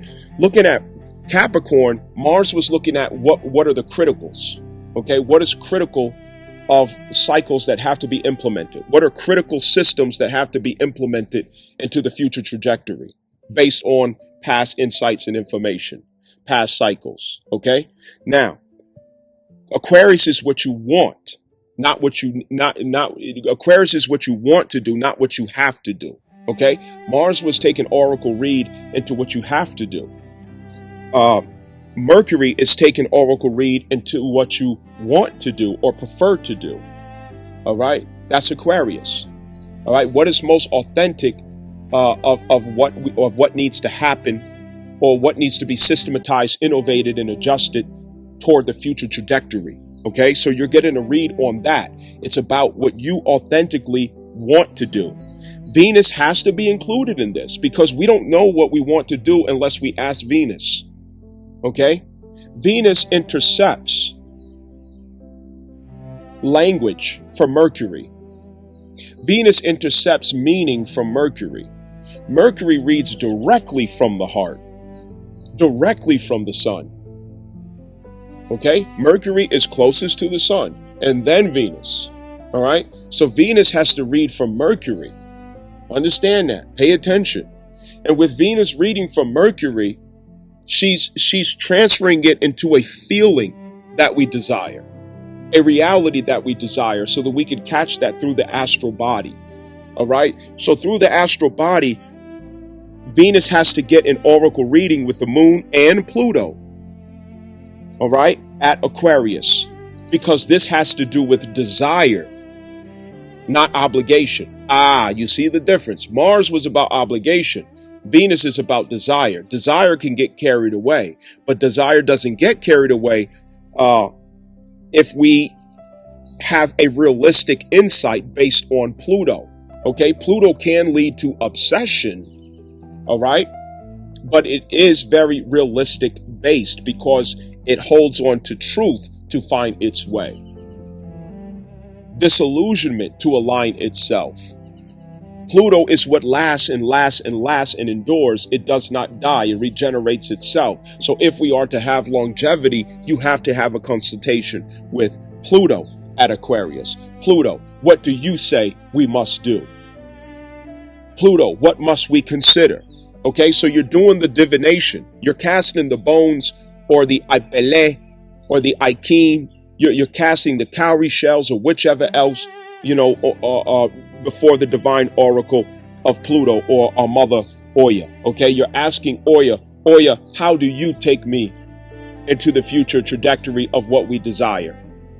Okay, because Venus wants us to, has us to long for these experiences that we value. She knows what we value. She clarifies what we value. She clarifies what is value to the true and authentic identity in her maturity after the number 9 year. Follow me. In her maturity and alignment after the number 9 year. Okay, so in her sober state, we consult you. Pluto, we consult you of our desires for the future. Okay, and these desires are based on wisdom, not lust, not consumption, not vanity, as with Venus. Okay, it's based on wisdom. Based on wisdom, what do we desire? What does wisdom tell us to desire? Okay, this is in hindsight after scaling the mountains of Capricorn. What do we desire? Now that we have reached a place in life where we have wisdom that holds value of water. Okay, what do we desire now? And what is wisdom that holds value of water in the water gourd of Aquarius? Holding the value of water means who can go without water? Who doesn't understand that water is an essential? Who doesn't know that water's value is eternal? And so likewise is wisdom. So likewise is the wisdom that you suffer to culminate or within your water gourd that you're holding. You're holding a water gourd, and that water gourd is full. And this is you asking and consulting Pluto and the moon, where do we go with this water gourd? Who needs this water? Okay, so I want to serve this purpose. I want to serve that purpose. I want to align this way. I find that, I need a different, I need authenticity in my life. I need purpose. I need fulfillment. It has to mean something. And it has to mean something deeply. I want to align with truth. I want to align with what empowers me. I don't want a dream. I don't want some illusion. I want something I can feel. I want it real. And so we're consulting Pluto for that. Pluto also gives us the understanding of what must change. Pluto gives us the understanding of how we are to align with truth and authenticity. What adjustments have to make, what has to die so that the whole thing can live. Pluto is what judges what must die. Pluto also teaches us how to resurrect in context of Aquarius so that we can have longevity. Pluto points out how our purpose can survive the resistance of time. How our position in society, among man and woman, how our role can remain empowered. How it can remain in a conviction of truth among the people. Where do I bring my water gourd to? Who needs my water? Okay, so it's these things that are being considered with Mercury looking down into the future. My own empowerment also, okay, outside of this system, outside of obligations that other people held me to, obligations to beliefs, obligations to certain jobs in context of assumptions over reality, okay, and this includes family, relationships, all kinds, okay, wherever it was coming from, the feedback that you're supposed to continue in a cycle of what people should expect of you, of what other people want of you, of how other people are benefiting off of you, of how corporate interests are benefiting off of you, but yet you don't find yourself serving a purpose. You don't find yourself fulfilled. You don't find your life being meaningful. Okay, you're making everybody happy except for yourself. All right. And so this is where we recover those things. And you look into the future and you're consulting Pluto, the oracle, our great mother, the moon, in opposition to the father, Leo, rather than the mother, Cancer. Okay. This time the moon is in opposition to the father, Leo, the father's house, Leo. Okay. What does a father's house, Leo, has? It has the expression of the inner child. Not the security of the inner child, the expression of the inner child. Mars consultation with the moon at Capricorn was in opposition to the nurturing and care and security of the divine mother. This moon oracle consultation at Aquarius is in opposition or incorporation of the father's expression, support of the expression of the inner child. Okay, so this is this oracle reading that Mercury is doing into the future with the moon conjunct Pluto is having a consultation into the fatherly aspect of the self, the fatherly consciousness of the self, the fatherly energy of the self that supports our expression. And expression goes hand in hand with Aquarius. It goes hand in hand with what we want to do, not what we're obligated to do, with who we want to be, not what other people are expecting us to be. To what we want to do, not what we have felt trapped in doing. All of that is part of expression. So expression is in consideration of this moon, okay? As the opposition is something to incorporate. What about my authentic expression? And within authentic expression, Pluto is there to help us to keep loyalty, okay, in square. It's square to what? Scorpio. So it's a demand. A square is a demand. So it's demanding that all considerations must include and incorporate. It must include and incorporate our shadows. It must include and incorporate the conclusive wisdom that we have gathered from our shadow work. It must honor our shadow work. It must glorify and exemplify and hold up in our image and pursuits and reality the shadow work that we have accomplished. It must be a proper receptive for our shadow work that we have accomplished. Otherwise, it does not mean anything. It don't mean shit. You ain't hitting on nothing. So looking into the future, you are remembering these things. It also has to take consideration of the battles, the battlefields that you spilt blood on in your spiritual walk. Okay, so in you coming to articulate what your future is to consist of, it is about your expression through innovating your life at this place of Aquarius in your life. That is, where do you have Aquarius in a house expression in your natal chart? Which house is that? Okay, this is the territory where it has to be changed. It has to be modified and adjusted toward empowering your personal expression, toward empowering the alignment of your inner child with the trajectory of your reality and how you're spending time and energy and how you're applying yourself in daily life. Now, also Aquarius has to do with the outer rings of Saturn. Okay, the outer rings of Saturn. This really goes with the context of the fact that Aquarius represents that which has no center. Okay, it is decentralized. Okay, so what this is about is this is doing a consultation at that North Node, looking ahead at how can I decentralize myself.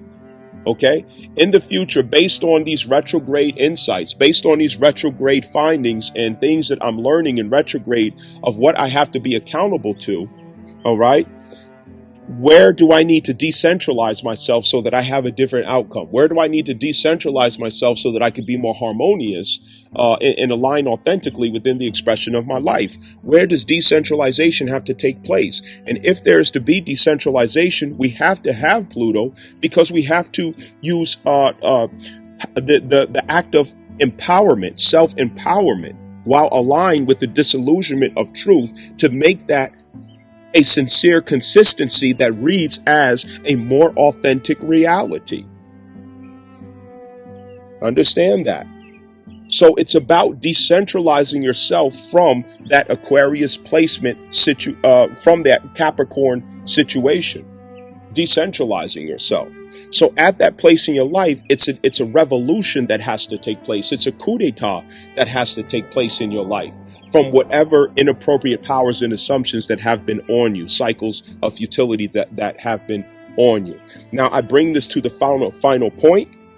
Okay, the final point, which is this pressure of all of these things is behind that Mercury retrograde conjunct North Node, because it's in close proximity to Mars.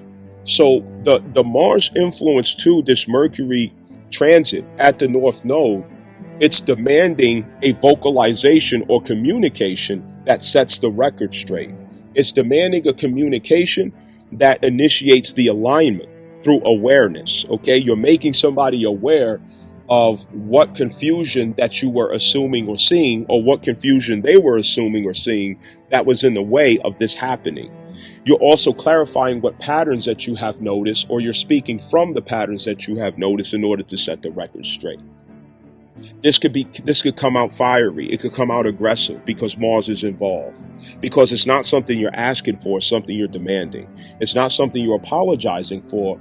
It's something that you're insisting upon. Okay, now there's a double-edged sword to this, because this also could include our realization that we should let go of assumptions on somebody else, that we should let go of control on somebody else, that we should not be so rigid about someone else's situation or destiny, or hold assumptions about somebody else.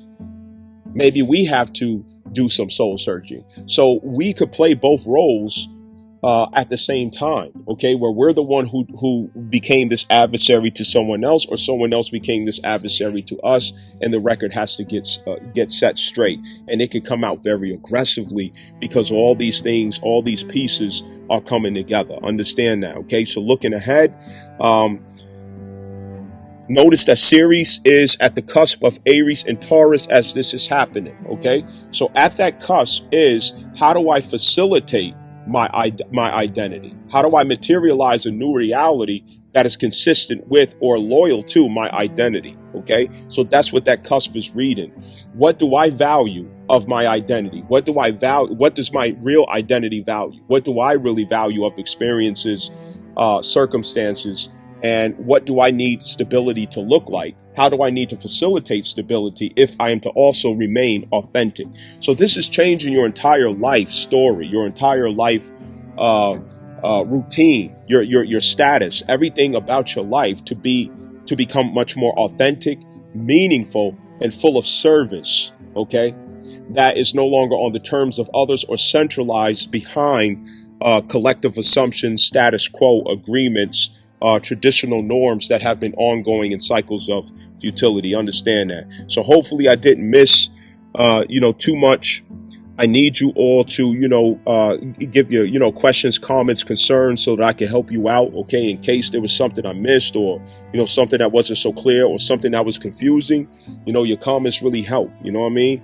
And it also helps me to have insight on what type of content to make. You know what I mean? I follow my spirit. I follow my conviction, in comparison with the current transits to know what type of content to make. You know what I mean? But I could also, home in on, whatever your feedback is, or based on your feedback, I know how to meet you where you are. Understand that. Also, you want to be aware of your personal year. Your personal year is everything right now. Okay, for you to really have a clear understanding of why things are happening the way they are. You want to schedule with me behind the scenes to get that clarification and understanding. Okay. Also, if you have not had a session with me in which you go over your full natal chart to get the breakdown on your chart entirely, okay, you want to schedule for that as well. The reason these are beneficial is because whenever you come here to listen to the content, it will help a lot more for you to have greater insight and understanding into the things that I'm communicating or saying. It also gives a chance for you to ask all the questions that you need, and get off to, a good start. Okay, with coming out of traditional limitations that you've been getting out there with some, astrologers, and such. Understand that. Okay, you get the real. And so schedule with me behind the scenes so I can work with you, so I can make sure that I personally, take care of you, make sure that you up to speed in all of the details, that you get all the notes that you need. Understand that.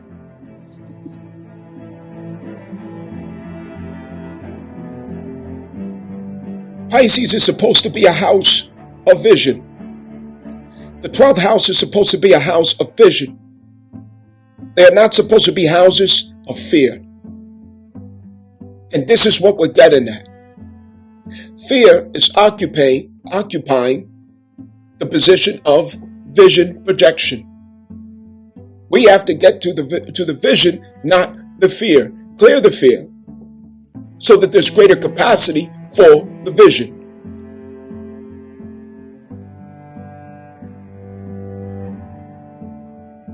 John 14:27, and fear not, only believe. And fear not, only believe. This presents an option from the Christ impulse, which is the heart, our seat of wisdom. Christ impulse, which suggests through Pisces, fear not, only believe. It's specific what Pisces is for. It's not for the fermentation of fears.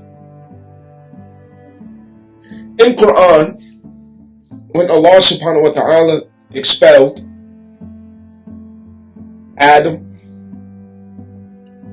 Eve, and Iblis, or who would be called Shaitan, from paradise and expelled to the earth.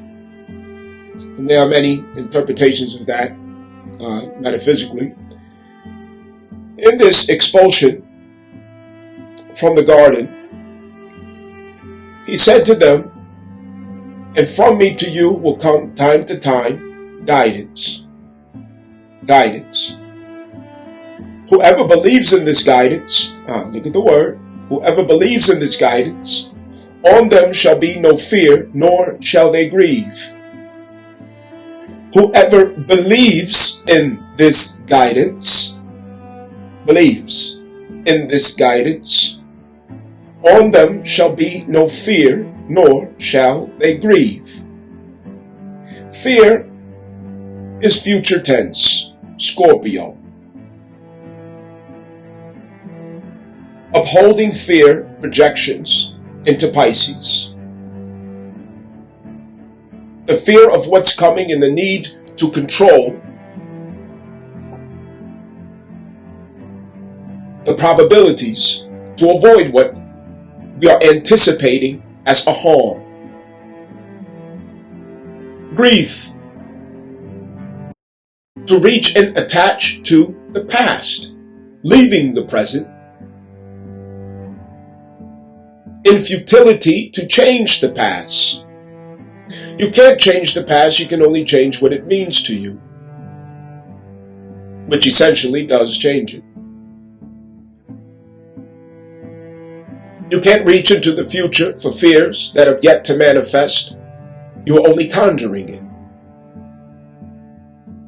But to be present, where there is the practice of being, with your belief, your conviction,